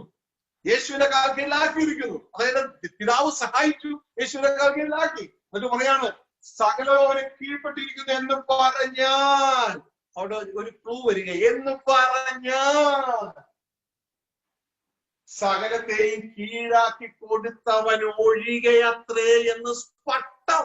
ഇനിയും സ്പഷ്ടമായിട്ട് ഇത് പറയണോ എന്റെ മക്കളെ? സകലത്തെയും കീഴാക്കി കൊടുത്ത പിതാവായ ദൈവം ഒഴികെ എന്ന് സ്പഷ്ടം.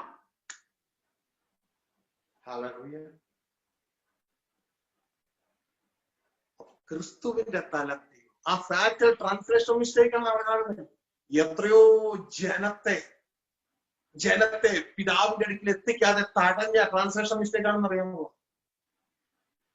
ഇതാ 2-3 പേരുടെ സാക്ഷ്യം മൊഴിയാൽ ഏതൊരു കാര്യം ഉറപ്പാകും, അല്ലേ? ഇതാ ഇവിടെ തന്നെ നമ്മളിപ്പോ ഇതുമായുള്ള ബന്ധത്തില് ഇതാ 2 ക്വാണ്ടിറ്റി കഴിഞ്ഞു. ഇനി ഇത് തന്നെയാണ് ഇതാ യോഹന്നാൻ 14:28 വരുമ്പോൾ യേശു സ്വന്തം വാഗോണ്ട് പറയാണ്, പിതാവ് എന്നേക്കാൾ വലിയവൻ, പിതാവ് എന്നേക്കാൾ വലിയവനാണ്. യോഹന്നാന്റെ സുവിശേഷം, നിങ്ങൾ ബൈബിൾ വിശ്വസിക്കുന്നത് ഞാൻ വിശ്വസിക്കുന്നു. ഓ ലോർഡ് ഐ ലവ് യു. 14:28 അവിടെ പറയാണ്, ഞാൻ പോകുകയും നിങ്ങളടിക്കാൻ മടങ്ങി വരികയും ചെയ്യും എന്ന് ഞാൻ നിങ്ങളോട് പറഞ്ഞത് കേട്ടുവല്ലോ. നിങ്ങൾ എന്നെ സ്നേഹിക്കുന്നുവെങ്കിൽ ഞാൻ പിതാവിന്റെ അടുക്കൽ പോകുന്നതിനാൽ, യേശുവിന് എപ്പോഴും പിതാവിനെ കുറിച്ച് പറയാം, ഞാൻ പിതാവിന്റെ അടുക്കൽ പോകുന്നതിനാൽ സന്തോഷിക്കുമായിരുന്നു. ശ്രദ്ധിച്ചു കേട്ടെ, 2 ചോദ്യം തന്നു കേൾക്കണേ. പിതാവ് എന്നേക്കാൾ വലിയവൻ അല്ല. പിതാവ് എന്നേക്കാൾ വലിയവനല്ലോ. ഹല്ലേലൂയ. പ്രിയ സഹോദരങ്ങളെ, ഇവിടെ ഒക്കെ യേശു ക്രിസ്തു നമ്മുടെ കർത്താവാണ്, നമ്മുടെ തലയാണ്. യേശു എപ്പോഴും നമ്മളെ തന്റെ പിതാവിലേക്ക് അടുപ്പിച്ചുകൊണ്ടേയിരിക്കുന്നു. അപ്പോ പിതാവിനെ ക്യാൻസൽ ചെയ്തിട്ട് ആ സ്ഥാനം യേശുവിന് വെക്കരുത്. പകരം യേശു നമുക്ക് കാണിച്ചു തന്നതുപോലെ യേശുവിലൂടെ ആ പിതാവിലേക്ക്. അപ്പൊ നമ്മൾ ഇന്ന് ഒരു ട്രാൻസ്ലേഷൻ മിസ്റ്റേക്ക് ആണ് ശ്രമിച്ചത് കേട്ടോ, പറയണം. ഹല്ലേലൂയ. അപ്പോ അതിന്റെ യഥാർത്ഥത്തിന് അതിങ്ങനെ വായിക്കുക. നിങ്ങൾ സ്ക്രീനിൽ കാണുന്നവർക്കൊക്കെ കാണാൻ പറ്റുന്നുണ്ട്. ഫേസ്ബുക്കിൽ ആളുള്ളവർക്ക് അത് പറ്റാതെ ഉള്ളൂ. ബാക്കി സൂമിൽ കാണുന്നവർക്കൊക്കെ പറ്റുന്നുണ്ട്. അവിടെ എഴുതിയിരിക്കുന്നത് ഇങ്ങനെയാണ്: പിതാക്കന്മാർ അവർക്കുള്ള വർത്താനെ ജഡപ്രകാരം ക്രിസ്തു അവരിൽ നല്ല ഉത്ഭവിച്ചത്, അവൻ സർവ്വത്തിനും മീതെ ദൈവമായി എന്നേക്കും വാഴ്ത്തപ്പെട്ടത്. ക്രിസ്തു സർവ്വത്തിനും മീതെ ദൈവമായി എന്നേക്കും വാഴ്ത്തപ്പെട്ടത്. അങ്ങനെ എല്ലാ ട്രാൻസ്ലേഷൻ അവൻ എല്ലാത്തിനും മീതെ ഉള്ളവനായി. ആര് കാരണം? പിതാവായ ദൈവം കാരണം. എന്നിട്ട് ദൈവം എന്നേക്കും അനുഗ്രഹിച്ചു. ആമേൻ. ദൈവം ക്രിസ്തുവിനെ എന്നേക്കും അനുഗ്രഹിച്ചു. ഇത് തന്നെയാണ് ഫിലിപ്പിയ ലേഖനം പറയുന്നത്. ഇതാ അവൻ ക്രൂശിലെ മരണത്തോളം അനുസരണമുള്ളവനായി തീർന്നത് കൊണ്ട് ദൈവം ചെയ്തു അവനെ ഏറ്റവും ഉയർത്തി സകല നാമത്തിനും മേലായ നാമം കൊടുത്തു. പക്ഷെ ഒരു നാമം മാത്രം അതിന്റെ മുകളിലുണ്ട്, അതാണ് പിതാവായ ദൈവം. ആ ദൈവത്തെയാണ് യേശു പറഞ്ഞത് ഏകസത്യ ദൈവമായി. മനസ്സിലാവുന്നുണ്ടോ? അങ്ങനെ പിതാവിനെ ക്യാൻസൽ ചെയ്യുന്ന സുവിശേഷം അല്ല നമുക്ക് വേണ്ടത്. യേശു നമുക്ക് വെളിപ്പെടുത്തി തന്ന ആ പിതാവിനെ നമുക്ക് വെളിപ്പെട്ടിരിക്കുവാൻ യേശുവിനെ നാം കർത്താവായി സ്വീകരിച്ച് യേശുവിലൂടെ യാത്ര ചെയ്യണം. യേശുവിനെ അനുഗമിച്ച് യേശുവിലൂടെ യാത്ര ചെയ്യണം. അപ്പൊ നമ്മൾ പിൻപിലുള്ളതിനെ മറന്ന് യേശുവിലൂടെ യാത്ര ചെയ്ത് ആ പിതാവിലേക്ക്, ദൈവരാജ്യത്തിലേക്ക് നമ്മൾ എത്തിച്ചേരും. ആ ദൈവരാജ്യമാണ് നമ്മുടെ പ്രത്യാശ. ഹല്ലേലൂയ. നമ്മള് തുടർന്നുള്ള സന്ദേശങ്ങളൊക്കെ നമുക്ക് കാണാം. അന്നത്തെ കാലത്ത് ജീവിച്ചിരുന്ന വ്യക്തികളുടെ പ്രത്യാശ എന്ന് പറയുന്നത് ആ ദൈവരാജ്യത്തിലേക്ക് എത്തിച്ചേരുവാൻ, ആ പിതാവിലേക്ക് എത്തിച്ചേരുവാൻ ക്രിസ്തുവിനെ അനുഗമിച്ച് യാത്രയാണ്. അപ്പൊ പ്രിയ സഹോദരങ്ങളെ, ഇന്ന് നിങ്ങൾക്ക് പലർക്കും സന്തോഷമുള്ള ദിവസമാണ്. കാരണം ഇതാ ഇങ്ങനെയുള്ള ഒരു അതിഗംഭീരമായ ട്രാൻസ്ലേഷൻ മിസ്റ്റേക്ക് ആണ് ഇത് ഇന്ന് തോന്നുന്നത്. നമ്മൾ വായിച്ച മറ്റുള്ളതെല്ലാം ദൈവം അടുത്ത ആഴ്ച തുറക്കുവാൻ തക്കോണം നമുക്ക് ദൈവത്തിന്റെ കൃപയിൽ ശരണപ്പെടാം. അങ്ങനെ എല്ലാവർക്കും പിതാവിന് കൊടുക്കേണ്ട സ്ഥാനം പിതാവിനും, പുത്രന് കൊടുക്കേണ്ട സ്ഥാനം പുത്രനും, പരിശുദ്ധാത്മാവിന് കൊടുക്കേണ്ട സ്ഥാനം പരിശുദ്ധാത്മാവിനും കൊടുത്തുകൊണ്ട് ഇതാ ഒരേ ഒരു ദൈവം, ഏകസത്യദൈവമായ ഒരേ ഒരു ദൈവം, ആ ദൈവത്തിന്റെ മാനേജിങ് ഹാൻഡാണ് ക്രിസ്തു, ദ വേർഡ് ഓഫ് ഗോഡ്. ആ ദൈവത്തിന്റെ മാനിഫെസ്റ്റിംഗ് ഹാൻഡാണ് ഹോളി സ്പിരിറ്റ് എന്ന് മനസ്സിലാക്കിക്കൊണ്ട് ഇതാ നമുക്ക് യാഥാർത്ഥ്യം മനസ്സിലാക്കിക്കൊണ്ട് അതേ സ്വരൂപത്തിലാണ് എന്നെ നിങ്ങൾ സൃഷ്ടിച്ചതെന്ന് മനസ്സിലാക്കിക്കൊണ്ട് നമുക്ക് ദൈവത്തിൽ ആശ്രയിക്കാം, ദൈവത്തിൽ ശരണപ്പെടാം. ആ ദൈവത്തിൽ വളരുവാൻ നമുക്ക് നമ്മളെ തന്നെ ദൈവകരങ്ങളിൽ ഏൽപ്പിച്ചു കൊടുക്കാം. നമുക്ക് പ്രാർത്ഥിക്കാം, നമ്മുടെ കണ്ണിനെ അടയ്ക്കാം. Oh Lord, I love you. Oh Father, I thank you. ദുഷ്ടന്റെ കോട്ടകളെ പരിശുദ്ധാത്മാവെ അങ്ങ് ഇടിച്ച് താഴെയിടുന്ന കൃപയ്ക്കായി നന്ദിയോടെ സ്തോത്രം.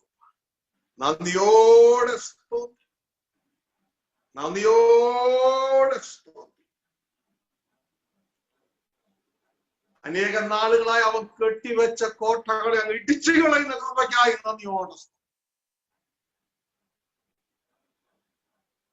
ക്രിസ്തുവിലൂടെ ജനം, ക്രിസ്തുവിനെ അനുഗമിച്ച് ജനം പിതാവിലേക്ക്, ദൈവരാജ്യത്തിലേക്ക് യാത്രയാകുന്നതിനായി പ്രിയ നല്ല പിതാവേ, എല്ലാം നല്ല ദാനവും തികഞ്ഞ വരമൊക്കെ ഉയർത്തുന്ന വെളിച്ചങ്ങളുടെ പിതാവിൽ നിന്ന് കടന്നു വരുന്നു. നിങ്ങളുടെ തിരുവചനം പറയുന്നു, ദാ അതിലേക്ക് ഞങ്ങളെ തന്നെ സമർപ്പിക്കുക. പ്രിയ നല്ല പിതാവേ, അടിയങ്ങളെ മാത്രമല്ല അടിയങ്ങളുടെ സഹോദരങ്ങളെ എല്ലാം ഏൽപ്പിച്ച് പ്രാർത്ഥിക്കുന്നു. ഞങ്ങളെല്ലാവരും സത്യം അറിഞ്ഞ് സത്യങ്ങളെ സ്വതന്ത്രമാക്കി ഞങ്ങൾ മുന്നോട്ടേക്ക് പോകാൻ ഞങ്ങൾ ഓരോരുത്തരെയും സഹായിച്ചു. നല്ല പിതാവേ, ഞങ്ങളുടെ അത്ഭുതകരങ്ങളിലേക്ക് മക്കളെല്ലാം താഴ്ത്തി കൂട്ടായിരിക്കുന്ന കൃപകൾക്കായി നന്ദിയോട് ഈ ജനത്തെ എല്ലാം ഞങ്ങളുടെ നാമത്തിൽ അനുഗ്രഹിക്കുന്നപ്പ ഞങ്ങളുടെ സകല ആവശ്യങ്ങളുടെ വീണ്ടും മഞ്ഞയും മഴയും നല്ല പിതാവേ, ഒരുവൻ പോലും ഇടയ്ക്ക് വെച്ച് വീണുപോകാം. എല്ലാവരും ഞങ്ങളുടെ കർത്താവായ ഞങ്ങളുടെ ക്രിസ്തുവിന്റെ നേതൃത്വത്തിൽ ജയം പ്രാപിക്കുക ഞങ്ങളെ സഹായിച്ചാൽ ഞങ്ങൾ അങ്ങനെ ആശ്രയിക്കുന്നു. എല്ലാ മഹത്വം അങ്ങേക്ക് യേശു ക്രിസ്തുവിന്റെ നാമത്തിൽ പിതാവേ. Thank you, thank you, thank you, thank you. പ്രിയരെ, കർത്താവ് അനുഗ്രഹമായി നമ്മൾ സംസാരിച്ചല്ലോ. ഈ സന്ദേശം നിങ്ങൾക്ക് അനുഗ്രഹമായി വിശ്വസിക്കുന്നു. മറ്റുള്ളവർക്ക് ഷെയർ ചെയ്ത് കൊടുത്താട്ടെ. ഇതാ ഇതിന്റെ തുടർന്നുള്ള സന്ദേശങ്ങൾ കേൾക്കുവാൻ അടുത്ത ആഴ്ച ഇതേ സമയത്ത് ട്യൂൺ ചെയ്യാൻ ഓർമ്മിക്കുകയാണ്. ദൈവം സഹായിക്കട്ടെ, കൂട്ടായിരിക്കട്ടെ. Praise the Lord.